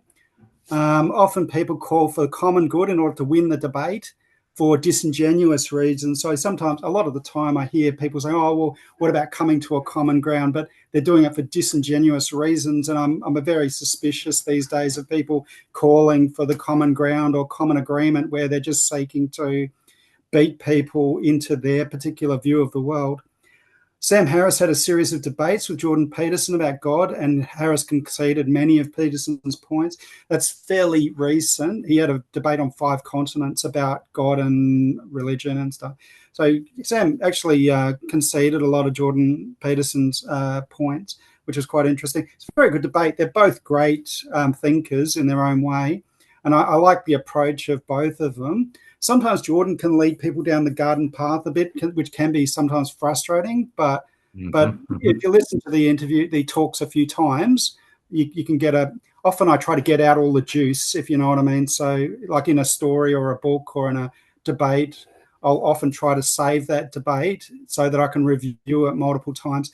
Many people who claim atheism actually seem to be agnostic, not actually atheist. And some cultures are incompatible. That this is where, cultural relativism comes from. That sometimes, you just need good fences because at some level, all cultures are incompatible. Science is an island in a religious universe. So I come from a science background. I have a very good understanding of science, but even people like Einstein admitted that there is a God. So I'm not saying necessarily that there. Just to interrupt your flow of consciousness, that's subject to interpretation. But even if Einstein, appealing to an authority figure who happened to be the greatest scientist, doesn't prove there's a God, that would I don't think he's a greatest scientist. That wouldn't be a philosophical argument. I heard you saying you like philosophical arguments. That ain't one. True. So these are sort of a brainstorming, brain dump sort of thing. No, a lot of good stuff there. Was it cellular automata that you mentioned a bit earlier? Cellular automa. Cellular automa. Automa. Okay. Automa. And who was the Stephen thinker? From Mathematica and Wolfram. What's this? But he's a genius, right? He's a serious genius. He studied in physics and he went to computer science. True tradition is important because there is no objectivity, and sometimes the only objectivity we can rely on is the objectivity of our own traditions. Good fences make good neighbours. I already mentioned that. Culture and ethnic relativism. Unity is against the scientific method. That's one thing I posted in the thing. And in a sense, rejection of tradition is, in a sense, treasonous to the community. So any community that doesn't defend itself from treasonous ideas won't be a community for long. They won't. So, I mean, the people like Schumpeter, came up with the idea of creative destruction, but there's only so much that creative destruction can be allowed to proliferate within a culture before it destroys that actual culture. And you could argue that this is one of the reasons for the fall of the Roman Empire, perhaps. Thank you, Rick. David, you're welcome to continue if you wanted to. I just wanted to offer a vote of thanks to our extraordinary host, who has been coordinating and secretary to the Existentialist Society for many decades. And it's a great honor and pleasure to share the afternoon with you, David. And if everyone is still actually awake, and there's genuinely 25 of us after 4 hours, apparently there may be more to discuss here. Well, thank you, Akiva, for your presentation. My pleasure, David. It was a lot of fun.